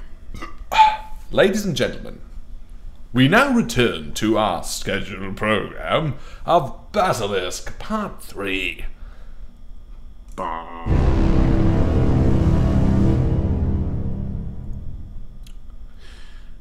You push open the doors leading out from your dorm into the fresh spring air. God damn it. My God, what the hell was that? I don't know what the fuck that was. Obviously this thing is hunting me, but why me? Or maybe this AI doesn't have individual consciousness. Maybe it can just access everyone at once. Maybe it's just making me feel like I'm singled out. I don't know. Nothing's happened to me, Anthony. You say, as you're walking. Now, where are you walking to? I want to go to Ben's first. All right. Ben's going to be the person that I'm going to tell where we're going. Oh, fuck, we forgot about the mid-game post. Oh, right, yeah, fuck. We suck. Right, that was the whole point. Okay, so Jeff had it, Michael had it, Johnny had it, Colin had it, Bjorn had it. 5. Oh, I just see 4. Oh, wait, oh yeah, there we go. 1, 2, 3, 4, 5. Okay. I'll roll a 1d6 and we'll re-roll on the 6. Sounds 5. Good. 5. So, Colin Burkhart. Wait. Oh wait, Bjorn. Bjorn. Ba-ba. That is almost very similar sound. This is the rarest used one. I like that. We should get more sound effects. I think I'm gonna make a that's what the stream game. needs. It does, but I'm gonna make a game around this sound effect just to use it. I'm gonna make a Law and Order game. A Law and Order one shot. Well done, Bjorn. Congratulations. All right, back to the game. So it's a brisk spring day. And we head to Ben's. So I push through the chain link fence, and I'm sort of bringing Sam along, and I'm sort of looking around frantically, and I walk up to the trailer that Ben lives in. Perfect. And you just open the door, walk in. I'd probably knock to be polite, because I'm a nice boy. Ah, okay. And the door swings open, and Ben stands there, and he's in his... No, he's dressed at this point. And he looks at you, and he gives you like a glower. He glowers at you. What's and then glower? his eyes shift to Sam, and then his face just kind of turns into like a sly Ben, sort of thing. No, not right now. And I push who's in your past him. friend? Oh. Ben. And I shut the door behind, and I say, Ben, we were in an accident today. Shit. Really? Yeah, something's fucky going on. Have you not been watching the news? Oh no, I've been not watching the news. Something's going on. Something's attacking all these cars that are self-driving and shit. What? You're not making sense. Sit down, boy. I'm Ben, by the way. And he reaches over. Ben, Sam, Ben. Look, Hi. Ben, we don't have time for this. I just need you to know, Harpool's dad, the one that came by and bought the alternator. Yeah, Yeah, do you know Don. anything? Yeah, Don? Do you know anything about him? Yeah, I know he does a lot of work in robotics. I think he used to work at the university, or still does somehow, teaches courses every now and then. Good man. Nice fella, comes in, always tips me. He doesn't even have to tip me, but he does. And yeah, he comes in for parts every now and then.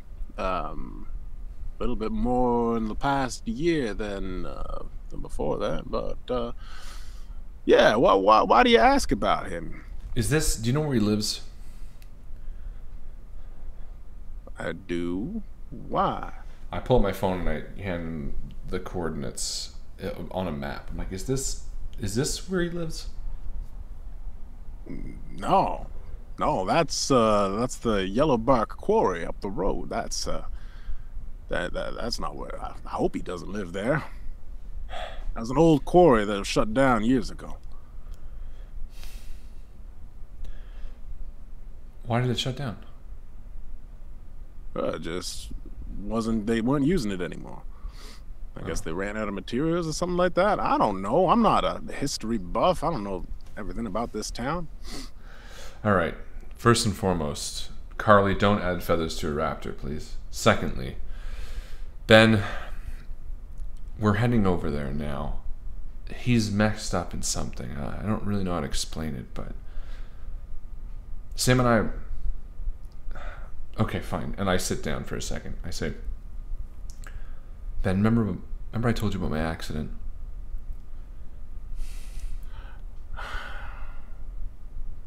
Yeah, your accident. Yeah, the 3 months ago or something. No, the one last year. The one about the car accident. The car accident. That's what I meant. That wasn't just 3 months ago. Feels like it wasn't that long ago. Damn. No. Time flies. That was a year already. That's the one that you busted your leg up in. Yeah. Yeah, your friend passed away, right? That Sarah girl? Yeah, It's a damn this shame. is her younger sister. Oh, God bless. I'm sorry. And Sam nods.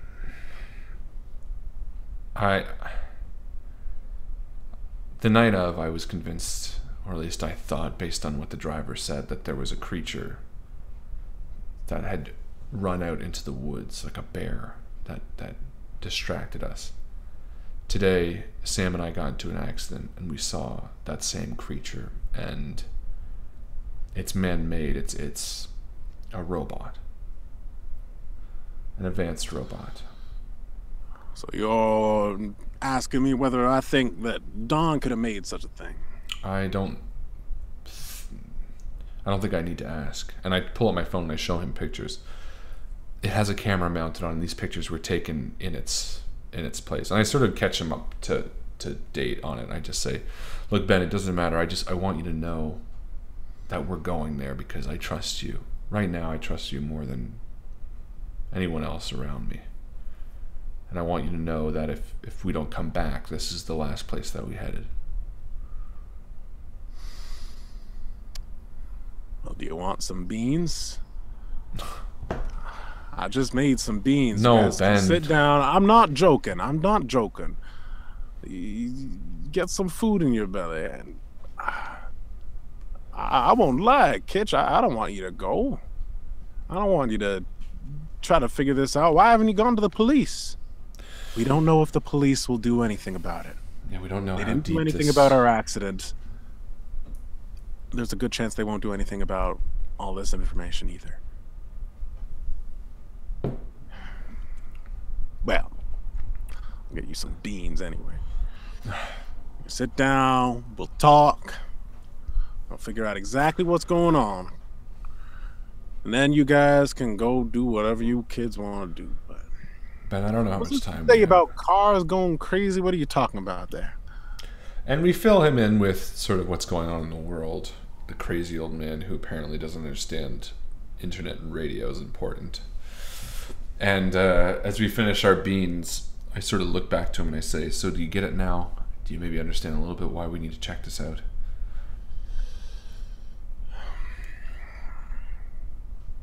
Yeah. I think I'll get it.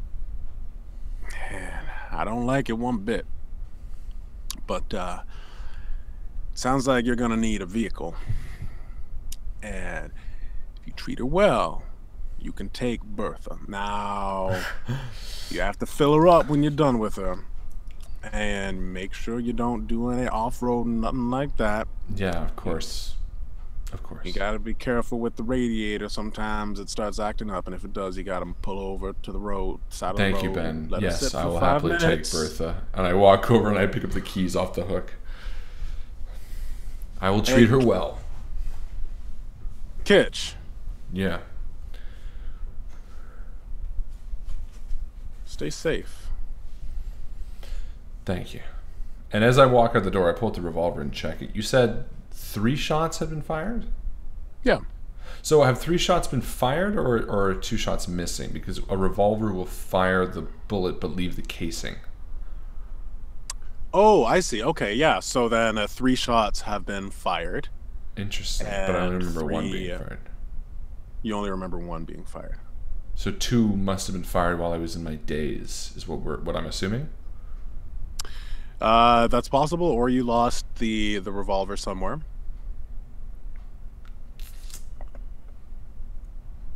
Okay. It would have been nice to know whether I fired it first or last. I guess there's no way to check that. Is there a way to check that? No. No. So I say, do you have 3 more bullets I can borrow?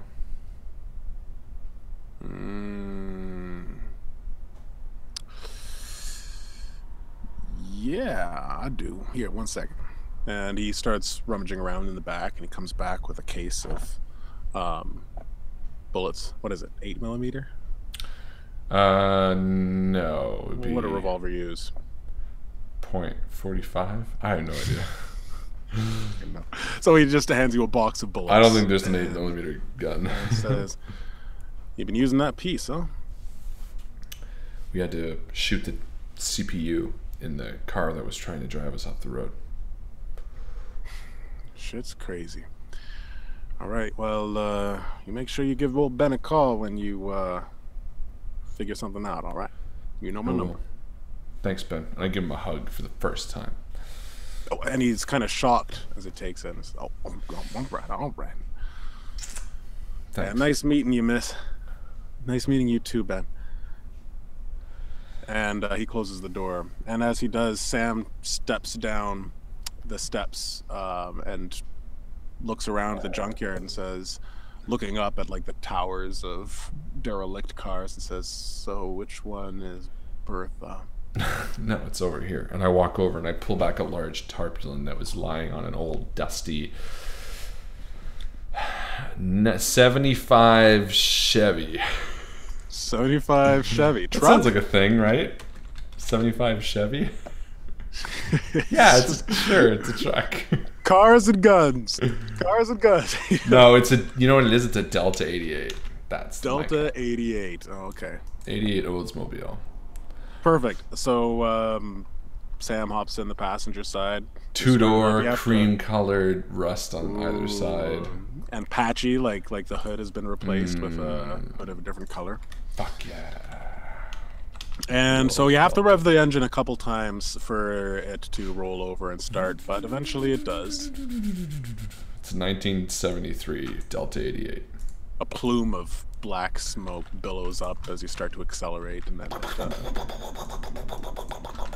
it eases off. It's not that old. It's like 73. Perfect. So right now it's about 4 o'clock in the afternoon. What do you want to do? Where do you want to go? I think we have to drive to Harpool's dad's house. Harpool's dad's house. Well, so Harpool actually, you remember talking to Harpool. He lives with his dad.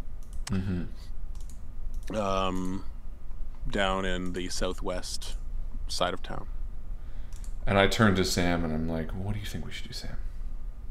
We know where he potentially is.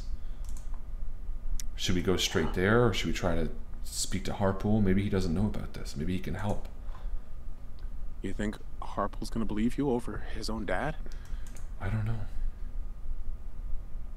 Well, I mean, he is your best friend. I mean, maybe we could get some information from him. Have you checked your phone? We've got reception now. Oh yeah, I checked my phone. And you've got about 100 messages from Harpool on Facebook Messenger. Jesus. Saying, "Where the hell are you, man? I'm worried. I'm going to call the cops." And it actually says, "Cops were called. They know that you're missing. Just let me know as soon as you get this." And this was dated like a day ago, like 24 hours ago. And it says like, "Cops were called, but they need more time to be able to actually do a search warrant. But this isn't like you. Message me back as soon as possible. As soon as you get this."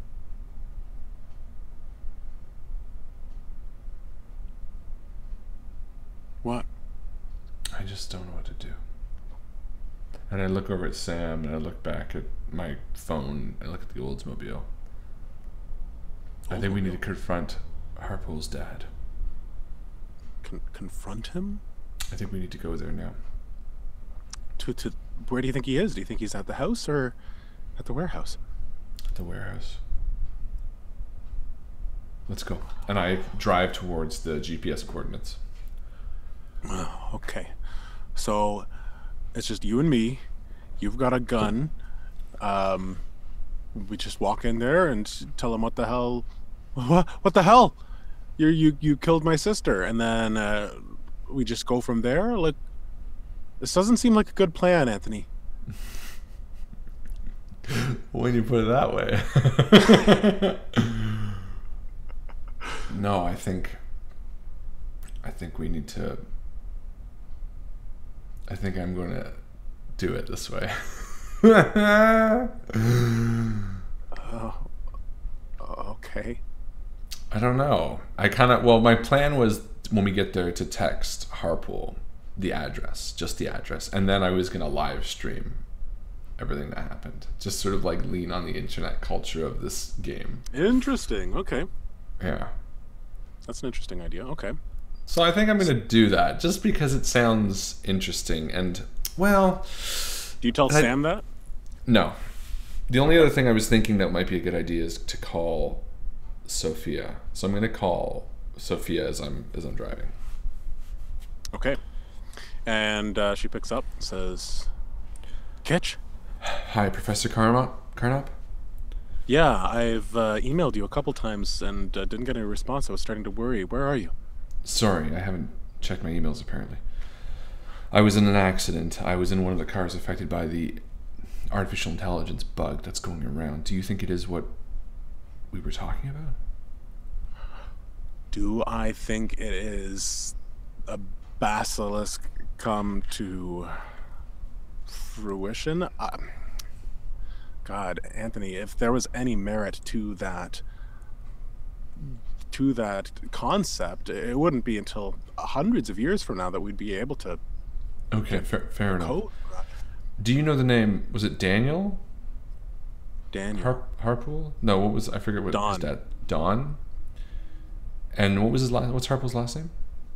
Harrington. Harrington. Do you know the name Don Harrington? Yes, he's a professor, or used to be a professor at Okanagan College. He's the father of one of my students, who I believe is a friend of yours. What's this about? Well,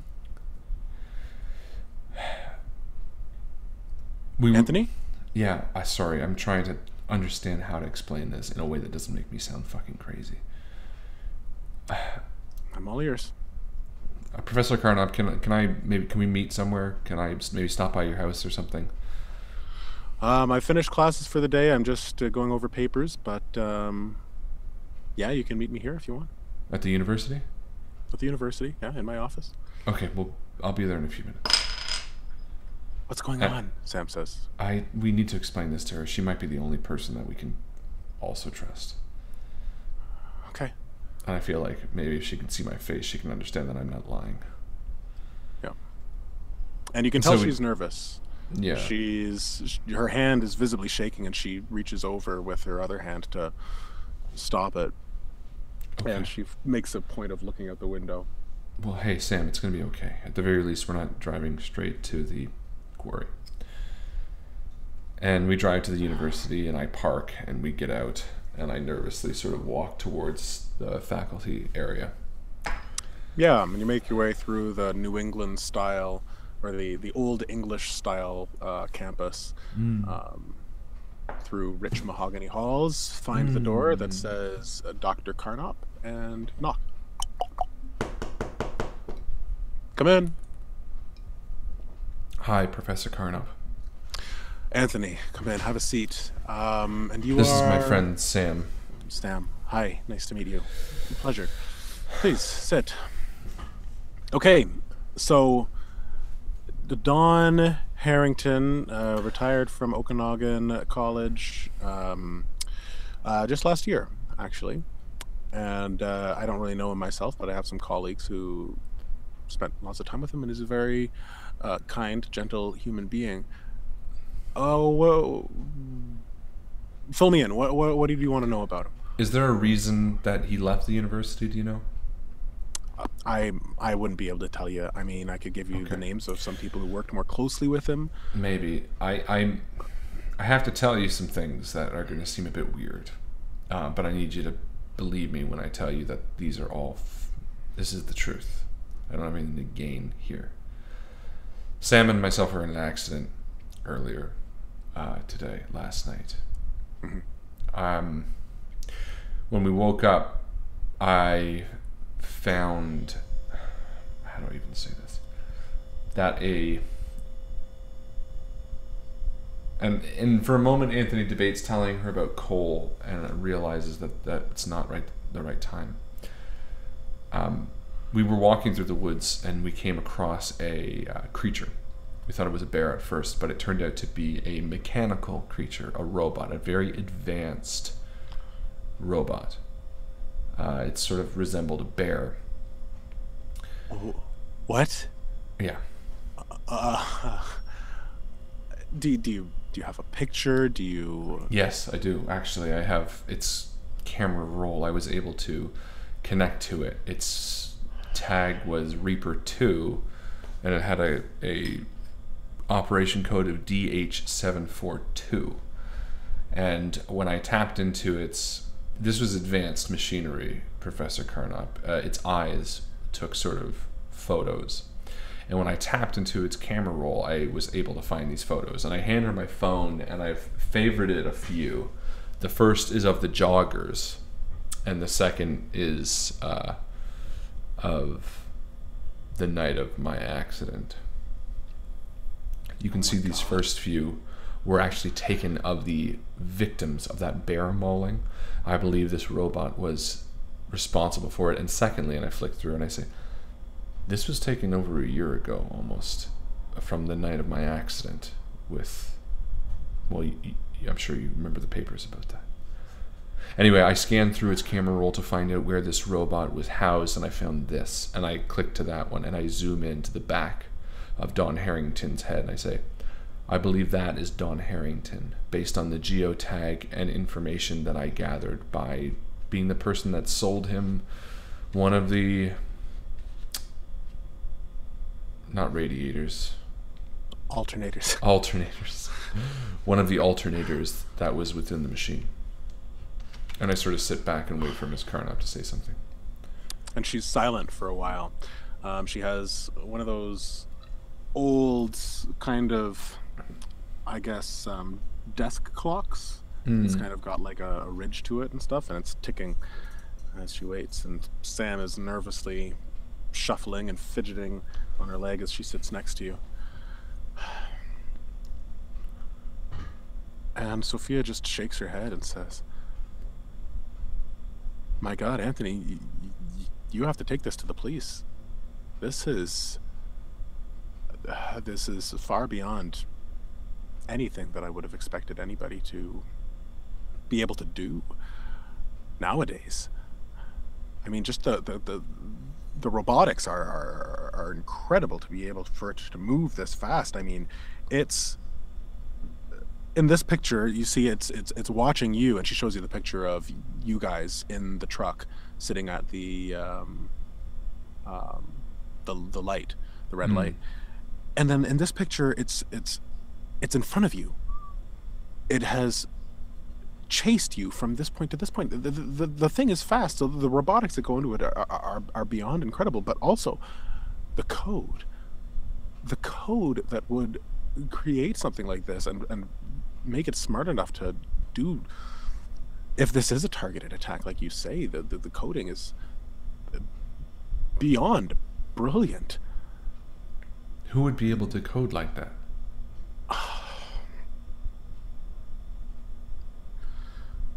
The only person that I know who would be able to do that Xavier. No.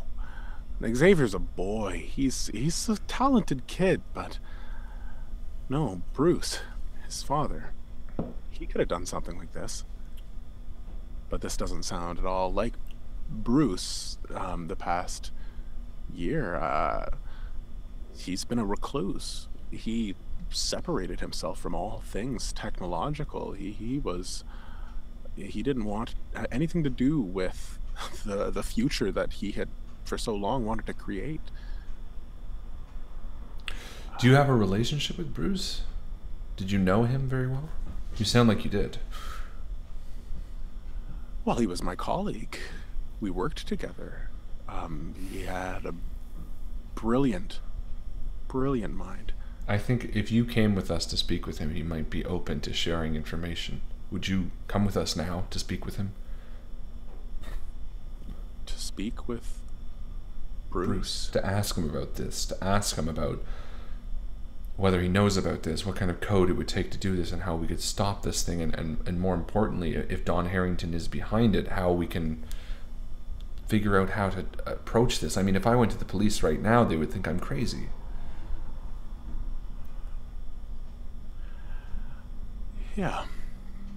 Yeah, okay. Do you want to leave right now? Yeah. I don't think we should wait on this. These pictures indicate that bear killed those hikers, those joggers. That's enough for me to say this needs our utmost attention right now. I'll meet you outside in 5, she says, and she starts grabbing some things, and Okay. she laptop. I'll drive because of the self-driving car glitch. I have a older car. Yeah, okay, good. And yeah, so she grabs her coat and grabs her things, And Sam and I head outside to Big Bertha. Is this the right call going towards Bruce, do you think, Sam? I don't know. I just want it to be over. I think maybe we should just go to the cops. I'm just so, I feel like I'm in so far over my head. I mean, you're carrying a gun. People are dead. We've got evidence, but we're not turning it in. But at the same time, I feel like we can't. I don't fucking know, Anthony. Okay. God. It's okay, Sam. And I put my hand on her shoulder and I say, why don't you just drive, take your mind off things for a bit? You take us. I'm going to post something. And I move to the back seat as Professor Carnop enters the car. Okay. And I start tapping away on my phone as we start driving towards Bruce's cabin. You said Sam found the address for, right? Yep. Wait, the address for Bruce's? Yeah. Sophia knows where it is too. Oh, Sophia does. Okay, perfect. Yeah, yeah. So you start driving up Mountain Road 26, and it is about 45-minute drive. So in the meantime, I'm typing everything out in the back. Yeah. So just, for the audience, what are you typing out? So do you want to say now, or do you want to save it for later? No, maybe I'll say it now. I don't know. So basically, I'm like reading Carly's comment, and it sort of makes sense to me, broadcast all over the internet. So the first thing I do is I like go to my notepad on my phone and I just write out everything that's happened. My name is Anthony Kitch, and a year ago I was in an accident. And I say the night of the accident we felt there was a monster. We denied it for a long time. I lost a friend of mine, Sarah, in the accident, and I detail everything. The bear, the waking up next to the feet, throwing my phone, the names, Xavier, all this kind of shit. And I end it with explaining that this thing is created by a man named Don Harrington, that we were going to see a recluse named Bruce Steiner, and then I upload all the pictures that I took from the creature's camera roll, talk about the hikers, talk about it, and I post it to Reddit. I post the pictures to like YouTube and put this in the comments, or put this in the description of the video. I craft an email and I send it to the police, and I basically just blast this thing all over the internet as much as I can. Okay. We're here. Pull in here, Sophia. Pretty much as I'm done, like posting the last thing I've done. Also email a copy to myself and like the library and the newspaper, just to see anything that will get stuck. And as you do this, you watch your phone, the energy go down, down, down, down, and it's at 1% when you arrive at the place. Yeah. Damn internet. Damn phone power. God, why can't we and have actually useful you battery? lose reception, like as you're pulling into the driveway as well. So you pull into this driveway and the car is bumping up and down the Delta 88, and you drive around and you see that there is another car in front of a cabin, and the car is probably even older than yours. And the cabin looks actually kind of nice. It looks like it's well stained, well maintained, and there's it's like an orange stain, and then there's green, a green door and window shutters. Quite nice, little cottagey feel. And everybody steps out of the car, and the car doors slam, and there's the sound of birds chirping in the tall pines and cedars all around you. And I turn to Miss Carnop and I say, Dr. Carnop, and I say, so, when was the last time you were actually here speaking to Bruce? God. Well, I didn't actually get to speak to him when I came here. He wasn't home. He likes to go on walks in the woods, long walks, but I did manage to catch him on the phone about a year ago, I would say. A year ago.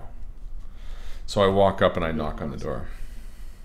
As you go to knock, you see that the door is slightly ajar.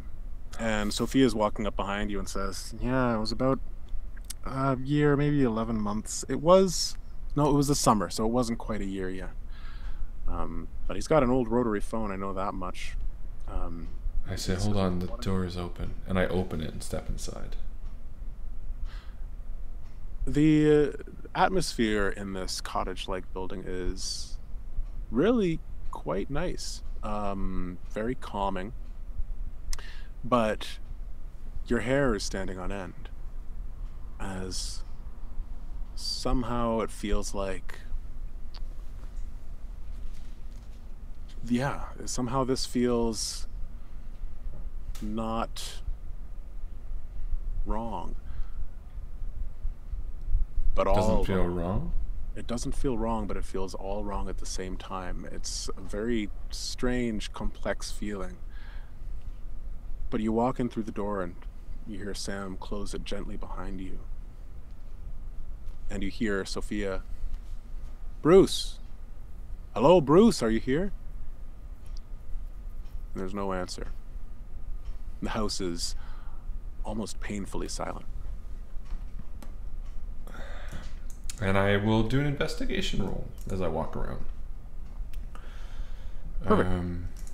Because why not? Investigation's intelligence or wits? Wits. So it is. I got an 8. An 8. Perfect.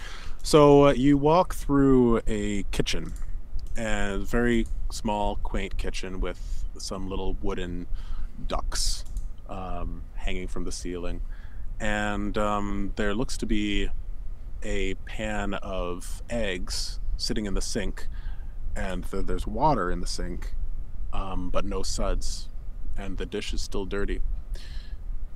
And you continue making your way through into a small little dining room with a little, what is it called, an armoire, a display case for glasses. Yeah, like a. Yeah, we'll say armoire. Yeah, armoire. I don't know what it's called. That feels like that's right. That's what it is now. Cabinet. There's a cabinet, and there's a door leading to a porch outside, and you can see down between the trees a river. Maybe the Okanagan is down below, maybe 100 feet or so. And you turn around and look into a living room, and there's a wood-burning stove, a rotary telephone on the floor, stairs leading upstairs, all wooden boarding. And there is a chair, a nice high-back, regal-looking chair. It's red. And an old man is sitting in it. His head is slumped over to one side. And I slowly approach. Mr. Steiner? And as you get closer, the shadows that are bouncing in the corner start to lighten up, and the scene is more revealed. And you feel Sam's hand on your wrist as she says, "Oh my God." As you notice a bullet hole in the middle of Bruce's forehead. Jesus Christ. Someone's killed him. And that's when you feel the crack of something hard against the back of your head. Oh. I'm going to do a roll. Twist. For what? It would be some sort of willpower or Dexterity? no, not Resolve? dexterity. You're hit. Resolve. Let's do resolve. Nice. Resolve plus physical something? Or Yeah, it's physical. survival? No, maybe Athletics? survival. Yeah, some sort of endurance thing. They got athletics, brawl, drive, firearms. Let's do brawl. Lars- Let's do brawl. Brawl? Okay, I don't have any brawls. So. But I got 4 resolve. Come on, baby. 8. You got an 8. Okay, so you stumble forward. And you catch yourself on the banister of the stair. And you hear Sam cry out. And you turn around, and you can see, as your vision is starting to go fuzzy, a man standing there with a rifle. And you can see Sam being held by Sophia from the back. As Hank raises the rifle and aims the butt again at your forehead. Do I have time to react in between this? You can try to react. Yep. I'm gonna pull my fucking gun out. What are we going to roll? Roll dexterity. See if you're faster. Okay. Dexterity plus anything? Nope. Okay. Or whatever is... Yeah, it would be dexterity shooting or something. Dexterity, yeah. Dexterity athletics? Dexterity firearms, I guess? Firearms, definitely. Which is 0, so just dexterity. Let's see. Come on. It's 7-8.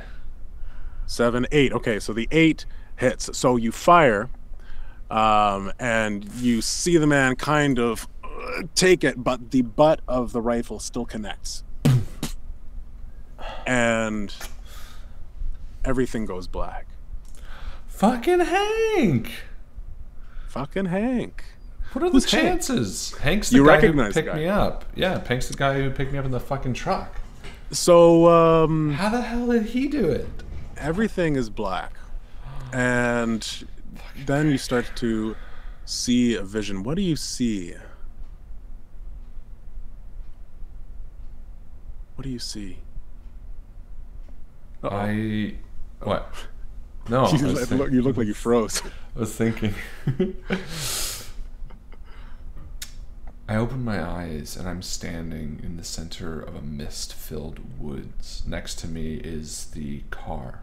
Not the car that Sam and I were in, but the car I was in a year ago. The red pickup truck that Cole owned, but it's turned upside down. And the wheels are still spinning as if the accident has just happened.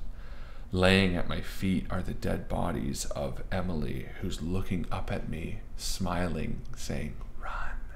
The dead body of Sarah, who's lying next to me, dismembered. And as I look up, I see Cole, stuck to the tree like I last saw him, and he's looking down at me, and he says, "Run, you idiot. Run." And then you turn back down. You turn your head back down as you hear some shuffling beneath you. And you see Emily sit up.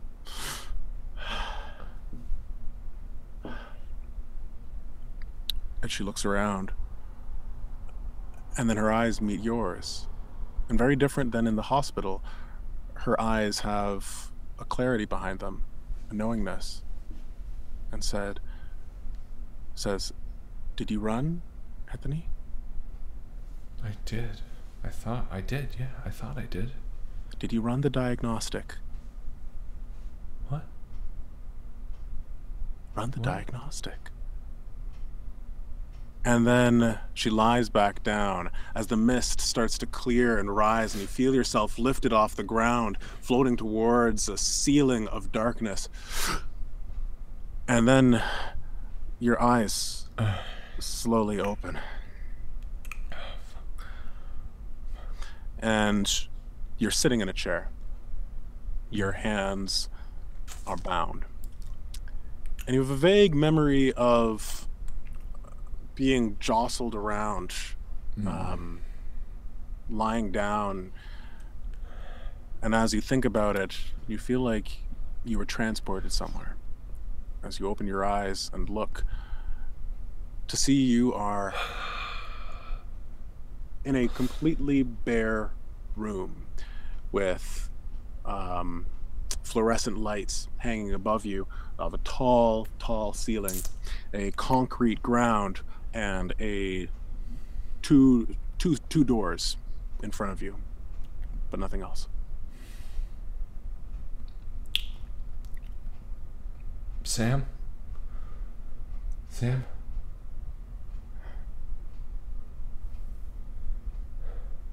Do I You see don't her hear around anything. me? No response. I try to wiggle out of my chair. You are tightly bound in the back, and it feels like there's no way you're going to get out of these knots on The your own. worst kind of binding. Tight. I call out, hello? And you see on one of the walls that's kind of hidden in shadow, a screen clicks on. Boop. And you start seeing like the loading sequence to Windows. Do do do do. And there's nothing there. It just goes black again. That's the But then you shutdown sound. Boo-doo-doo. There you go. It turns back on again. Dum, dum, dum, dum, dum. I think it's that. And Let's restart. there's just some white dots. Do-do-do. Do-do-do. Hello, Anthony. Hi. Do-do-do. Do-do-do. How are you feeling? Sore. Who's this? Who am I speaking with? Do-do-do. Do-do-do. A friend. Where am I? Do-do-do. Do-do-do. You're in a warehouse. Connecting it to this room is a larger room where we keep the Reapers. What are the Reapers? Do-do-do. Do-do-do. Think of them as soldiers. Soldiers for what? Do-do-do. Do-do-do. A new beginning. Who are you? Do-do-do. I said, I'm a friend, Anthony. A friend to you. Where's Sam? Do-do-do. Do-do-do. She's safe. For now. Her judgment has not yet been passed. And I'm going to run an intelligence check for a second. Okay. Computer coding intelligence. Great. Do I get the impression, based on this roll, that I can... Ooh, 8 and a 9. That I can perhaps interact with this terminal as if it were a computer?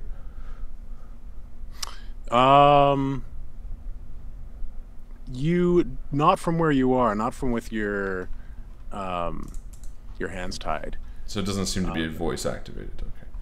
No, no. But there is, you imagine there is a processor somewhere that is able to display this text to you.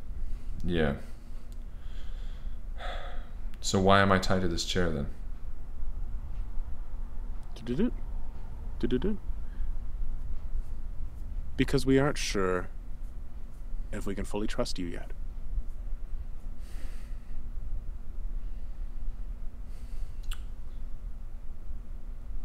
How do I prove that you can trust me? Do-do-do. LOL. You don't need to prove anything. You just need to wait. Wait for what? Do-do-do. Your update.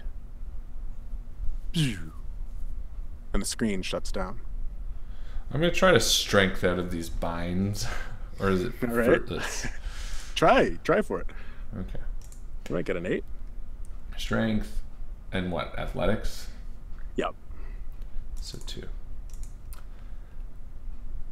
A 10. Whoa! All right.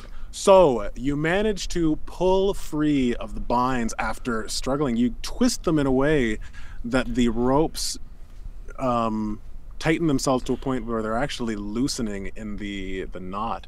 Nice. And you manage to slip your left hand open just as the double doors open. And I fake it. I pretend it's back on. I assume I don't have my gun on me anymore, yeah? No, you don't. No, you don't. Pretty bad. You see the figure of Hank in the door, and he's got a rifle. And he kind of just stands there, taking you in, and says, "How you feeling, buddy?" Not too great there, Hank. Thought you were one of the good guys. Whoa, well, let's not rule that out yet. You just wait until we say what we have to say, and you can make your judgment after that. Sound good? Yeah, we'll see if my nose heals. Oh yeah, sorry about that. This gun is that's the first time I've knocked someone out with it, so I don't feel great about it. But you do it like a pro. Listen, there's well, thanks. Sorry, I would let Buster in to see you. Do you like dogs? Not right now. All right, well, Buster's he's not here anyway, so you don't have to worry about that. And thanks for not telling anybody about my hunting thing.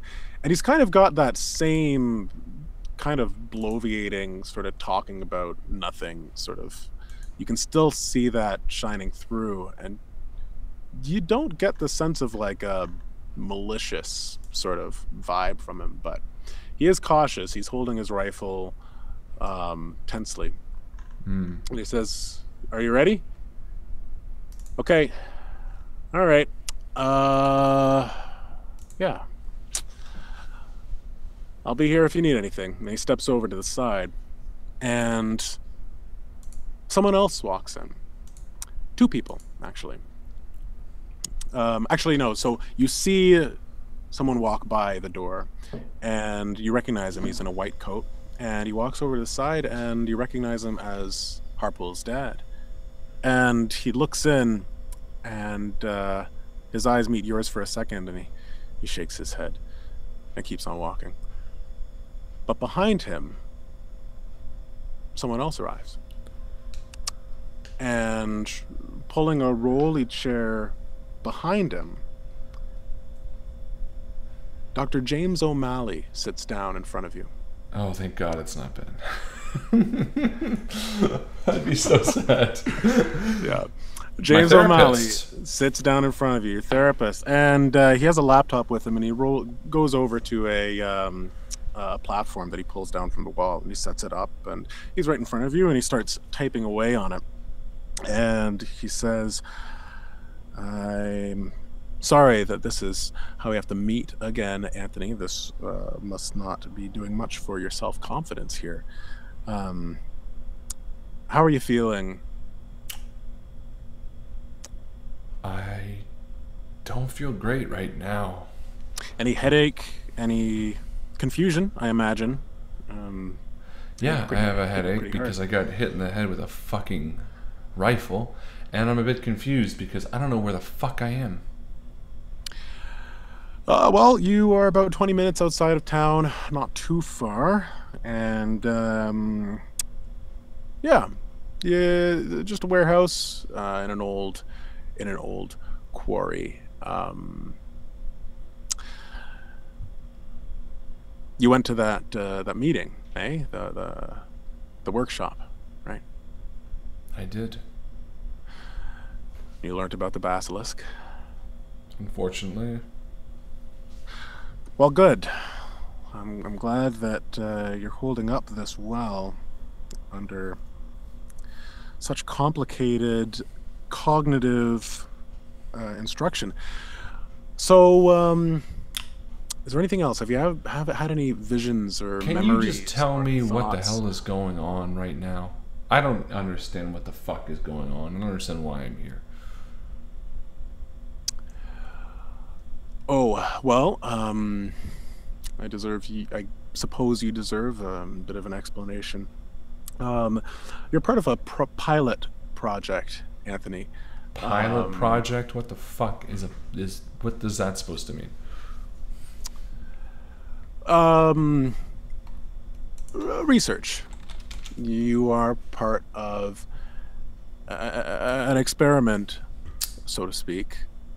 And you know what? It's probably easier if I just show you. Just give me a second here. And there. And he hits the enter key on his computer, and all of a sudden your head winces back in pain. And you reel back into the chair and kind of kick the chair back a little bit. Fuck.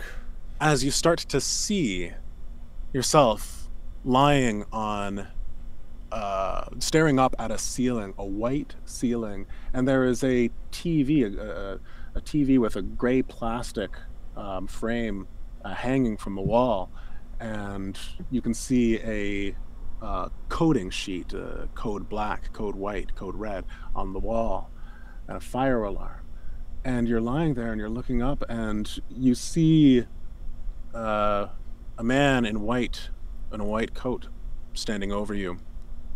And he says, oh, he needs a little bit more anesthetic, as he raises a mask to your face. And as your eyes started to go blurry again, you see another man step up behind him, and he says, oh, not too much. The warm voice of James O'Malley, as you go under again. You remember waking up and feeling pain, splitting pain on the side of your head. And as you reached up to your temple to feel it, your arm barely able to move as you lie in your hospital bed, you feel padding of a bandage wrapped tightly around your head. And the pain is so excruciating that everything goes black again. And then you remember waking up in the hospital. The pain in your head has subsided quite a bit, and a nurse is handing you some pills. And Dr. O'Malley is in the corner, and he's sitting down with you, and he's holding your hand, and he says, everything's going to be fine. You remember your parents. No. Not your parents. Someone else came to your bedside.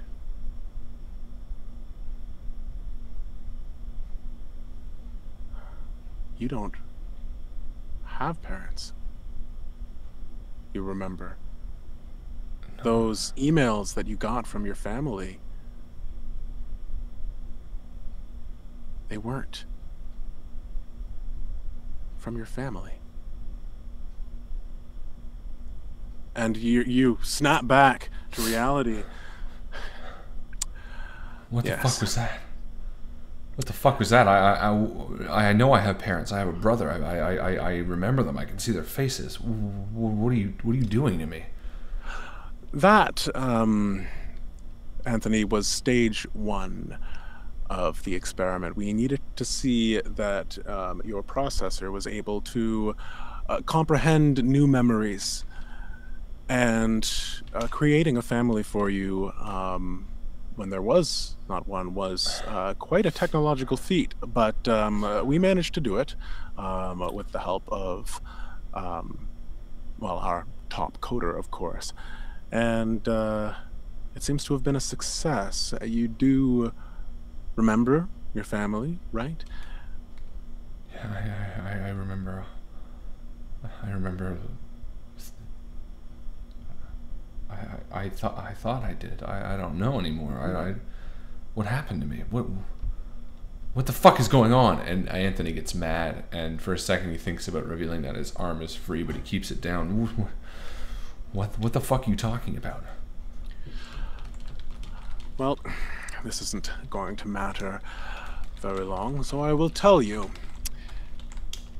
You do not have a family, Anthony. I am sorry. I am probably the closest thing you have to a family right now. myself and the colleagues, we were the ones who looked after you after the accident. We were the ones who nursed you back to health. We were the ones that made you into who you are. A very talented young coder who is going to make a world of difference when bringing on the next step in humanity. Hold on. What do you mean that's going to make what do you mean I'm going to be bringing on the next stage of humanity? What are you talking about?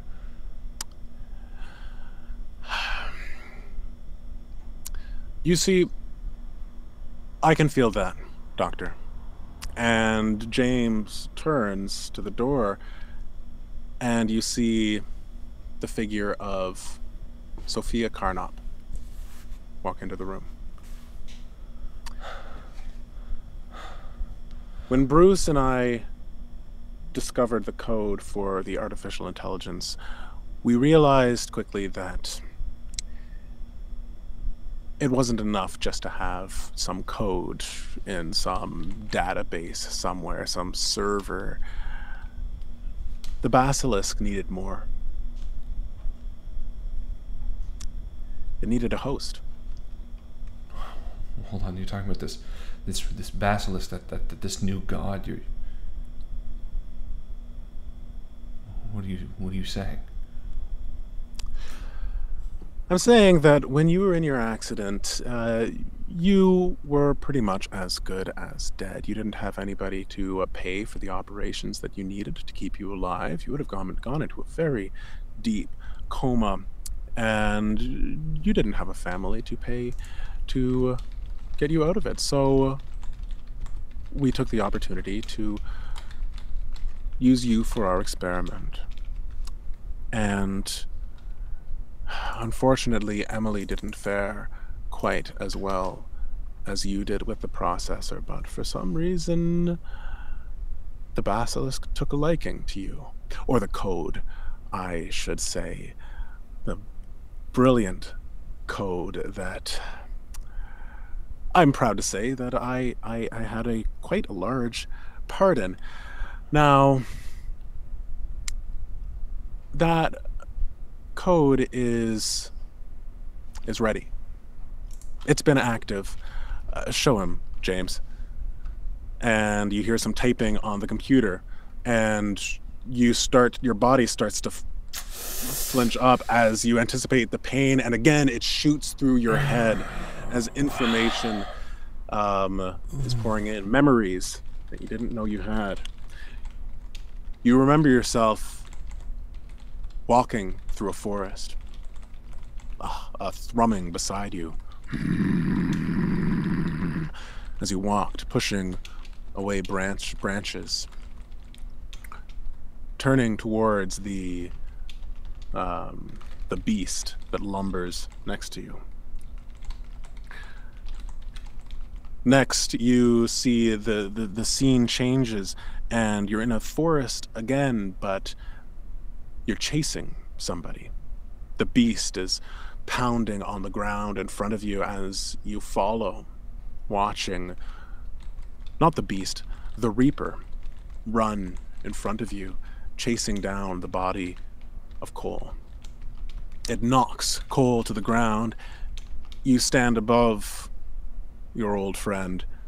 You pull out your revolver. And then the scene changes. You're stepping through a door into a wooden cabin. You see the old man sitting on the chair. And he doesn't look scared. He looks up at you and defiantly stares into your eyes and says, "I knew this day would come. Let's get it over with." As again, you pull out your revolver. You remember yourself waking up and Hank pulling you up off the ground and saying, "It's okay, you're fine," as he walks you back to his truck. And you're back in the present. You see, you've been quite an advocate for the Basilisk. I should say, has been working through you as a reaper, yes, punishing those who did not help to bring about its existence. But also as, well, as a new way of life for us humans. You are going to usher in a new age, Anthony. Are you ready to do this? And Anthony sits for a moment, his entire world crashing down. The family and brother that he thought he had apparently just implanted memories, a shell of a man, now the host for a new god. And within that, he looks at Hank standing in the doorway, a weird sort of excited smile on the man's face. He looks towards Professor Carnop, a sense of ego and entitlement to the creation that she's helped bring about, and to James O'Malley, a man that he's trusted. And for a moment he considers being these people, this next god. He considers what it would feel like, what it could do. He remembers standing over Cole and standing over Bruce, and that rush. But then he thinks of Sam, the girl who holds his hand because he told her to when they walked into the mist, a girl who laughs really hard at inappropriate horror movies, the girl who would follow him to a near suicide mission. And he thinks of Ben, a man who he always thought as a father, despite having one himself, and now realizing that maybe he doesn't even have that. A man who cares for him, who gave him hope. And with his free hand, he looks towards the terminal that James O'Malley had turned towards him. Do I have distance to reach to the keyboard? Yep. It's only about a meter away. And is it open on a coding screen? Yes, it is. And Anthony flicks between the people that are watching. He says,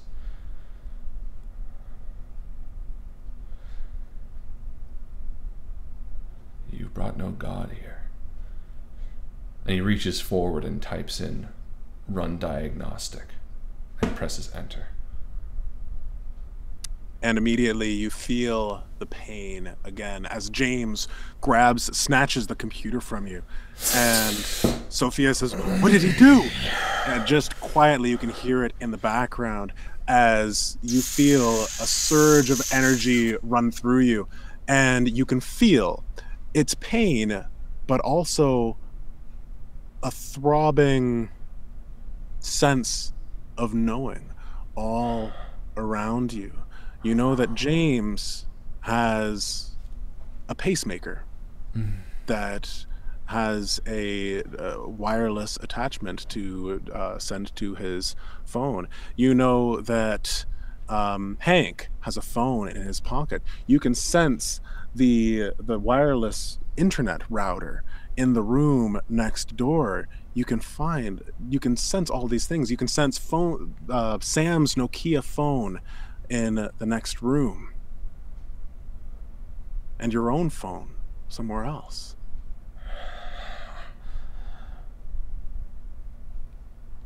And you somehow feel like if you reached out, you could do something about them. And I feel that power, and for a second I don't feel fear or anger or anything. I just use my free hand to untie my other hand. And I stand up. James, apply the update. I'm trying, and you can sense kind of a tickling, like someone trying to open a door up here in your temples, but you're able to pull it shut. Yeah, and I turn to the monitor and I say, "No, Professor O'Malley, don't." And the computer shuts off. Oh. So this means that you're ready to take on your new role. And you can tell she's a little nervous. To usher in a new age. We are your faithful servants. We brought you to where you are now. And you've failed. No. We worked very, very hard, and we created something that nobody, not a single human in the world has created. Right, James? This is unprecedented. And I say, "I know what you want me to be." And I reach my hand out, not in a literal way, but in a symbolic way. I mean, I literally do it, but I squeeze my hand as, with my mind, I sort of speed up his pacemaker, just to sort of show the effect that I'm choosing to have. And I say, "I know what you want me to be." And I speed it up slightly, and then I let go. And I say, "But that is not what I'm going to be. You have failed because you brought the Basilisk to someone who wants no part in your punishment, who wants no part in your grand reckoning. 3 of you can go on with your lives knowing that you failed, and if you try to come after me, I will make you regret that." And I turn around and I walk towards the door. You can't. There's too much. Hank! And you hear the cocking of a rifle behind you. And as I look towards Hank, I say, "You don't want to do that," as I boot up one of the Reaper 2s that's sitting behind him. Okay. So there is one name. There is another name in the device library. Sorry. That you can see. The Reaper 3. There's Reaper 3. And from another room. Yes, exactly. It doesn't sound like alternators anymore. It's so... And they all look up. And Hank nervously looks at Sophia as you hear a... and the fluorescent lights start to shake above. If you have any understanding of what you have brought upon me, you know that that would be a very bad move right now, Hank.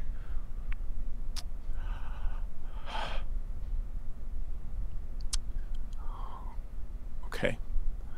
Just lower your gun, Hank.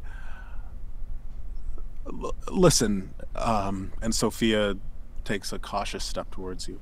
However you want to do this is fine by us. Yeah, we'll go back to what we were doing before. Just live our regular lives. What will you do? You said that Emily rejected the Basilisk program. Mm-hmm. And you said that the Basilisk chose me. And that's why. Because I think even the artificial intelligence that you created understood true power and picked me knowing that I wouldn't use it. I'm going to go on living my own life. And you can do the same. And I turn towards the door as I grab my hat and stumble with my sore leg to the next room to find Sam. And you leave them, jaws dropped, as you get to the door and you see that it's locked. There's a electronic locking mechanism on it with a code. And I just snap it open, assuming it's got any electrical components. 100%. Or clicks, and you open it, and you see Sam, her blonde hair hanging over her face. She's breathing heavily. And I run over and I untie her and I help her up and I lift her up and I say, "It's okay. It's okay. Oh my God. Let's go." Anthony, and she wraps her arms around you and holds you there. It says, "I was so scared. Oh my God, are you okay?" And she holds your head in her hands and looks at your face. I'm okay. What did you do with them? She says as you start leading her out of the room. Nothing. They were mistaken. They thought I had something that they wanted, but I don't. And as you lead her out of the room, you hear her breath catch as she sees the other three standing there just watching you go. And you make your way to the door of the warehouse and you open it to reveal a beautiful sight.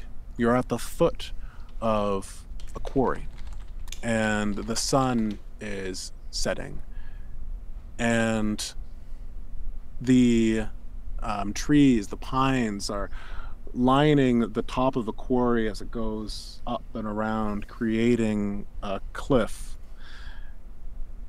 And you realize that this is probably the most beautiful sight you've seen, definitely in the last week at least. And what runs through your mind?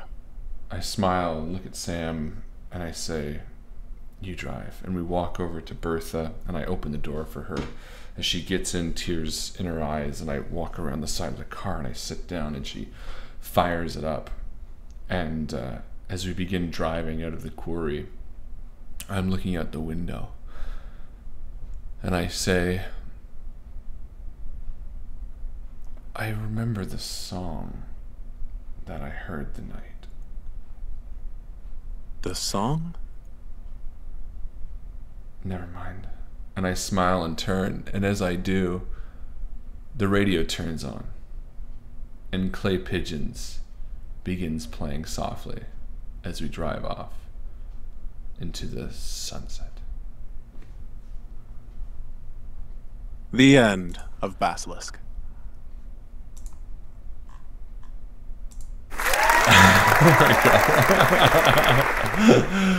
All right. Hey, good job. That was a lot of fun. Wow, what a twisty ending. Nicely. That tied up very, very, very nicely. Yeah. Very good. The minute that you said there's the song, I was like, oh, that's the song on the thing. That's the song. So, cool.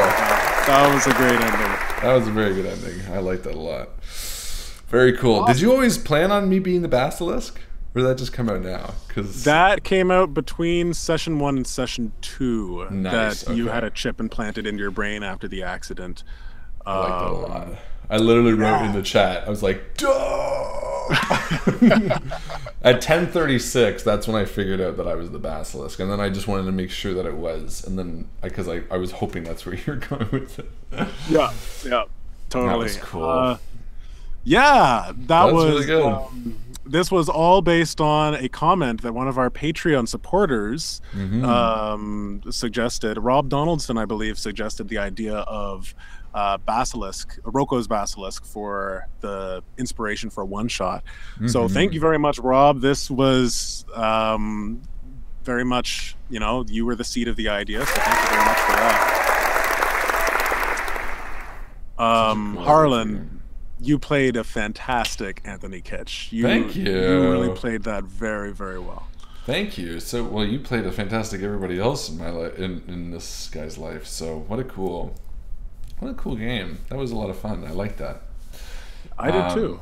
Yeah, I really liked that ending. I liked that idea that he was like a husk and then sort of became this AI, and that they needed him, and that we could have gone really any way with that too, which I liked. Like, he could have been evil and been like, okay, I'm gonna be the god, but I kind of thought, with the character role playing we've done with Ben and Sam, I think it would be a disservice for him to change his character so wholly. So it felt very satisfying to leave it on a good note like that. It's like, I'm not gonna be the monster you want me to be, and that was great. I think Endgame XP should go to Zia for giving me basically that line. She said, "That's why it liked him. The Basilisk understood true power and picked him, someone who wouldn't abuse it." Which I like that as sort of a subcontext to this, that maybe, especially when you mentioned that Emily was a candidate as well, the fact that the Basilisk sort of adapted to me, maybe it was because it knew that I wouldn't use that power for evil, which was kind of cool. Yeah, yeah. What a great I'm really idea. glad that you ran the diagnostic. Yes. That was like, sometimes like I feel really good right now because a lot of the ideas at the end there, I didn't know where it was going to go. I didn't have really ideas for how it could end it because I wanted to keep it open, but it was, and that idea just kind of came to me just like I guess just a little bit of a no. Okay, so Emily had a chip in her head too, so she was able to communicate as well. But I'm wondering how much she did communicate, but she definitely communicated in that vision, and that's how she was able to. Yeah. At the end there, run the diagnostic. That was actually her. Yeah. I think that was really cool. I think that was really great. I really liked that game. It was nice. It's nice. I love games like this too because like it also gives me a chance to just paint a little bit, which is really nice. You know what I mean? Like there's a few scenes in there. There's a few scenes in there that I think I was just like, oh, we're gonna do this. I'm trying to remember. Oh, the bear, like asking Ben about the bear. Yeah, that was a really cool, like unnecessary flashback. Totally, yeah. The scene with the priest. Yes, from the last game. Those are totally. I wonder, there's got to be some significance there to that scene. You joke, but if there was anything in my pockets, I was going to pull out that those are items he gave me: the chain and cross, and the try prayer. If Hank wouldn't put down his gun, I was going to pull those out and be like, try prayer. Like throw that out. But then I kind of thought it wouldn't really add much. It would just sort of be like a throwback. What did you think about the beast being a machine? I liked it. I got to say, knowing where it ended, I liked it more. Okay. Because you know me, we were literally talking about this before we started. I'm so much of a creature feature person. I was very much like, when this game started, I was hoping it was going to be like this more almost like symbiote type creature. But knowing the end AI twist with the Basilisk being me, I loved the creature being a robot. That was kind of cool. Yeah. I think it's just because like me, I never really, Transformers was never really like a thing for me. So it's like I always sort of associate with that, but it worked out really, really cool. Well, I knew that as soon as I let it told you that it was a robot, then that was going to pretty much eliminate all tension from the beast. So I didn't want to. I think it did pretty much. Like, well, yeah, you're right. Yeah, it did. But I still think it had that led tension. up to that. But no, you're right. You paced it really well, actually, because you're right. I think that was the right time to do that too. You know what? That flashback with Ben, I need to comment on how, and it's a bit of a pat on the back, but how clever that really was, because basically what I did in a meta sense was I basically asked Justin in character, how do you want me to survive this scenario? You know what I mean? Which is really cool to actually do, because it basically gives him the opportunity to choose. He can either lie or tell me. But it still also gives my character a reason to do it, and it has a creative flair in telling the players how. You know what I mean? Like, it's actually a really clever tactic to be like, oh, you know what? I remember learning about bears, because then Justin can be like, oh, you know what? I do want him to not move, because I honestly had no fucking idea what to do in that scene. If I ran, I'm assuming it would have killed me or attacked me. And, well, do you want to know? It would have attacked Sam. Okay, so there you go. And I wouldn't have known that, right? So like doing this gave me a really nice little vignette to like how to do that. And that just came very naturally for me to be like, oh, well, I'm sitting there with Ben and we're talking about bears. And then a great little role-playing opportunity for you to be like, this time I was attacking a fucking bear. Yeah. Very cool. I want to keep talking about it, but it is late.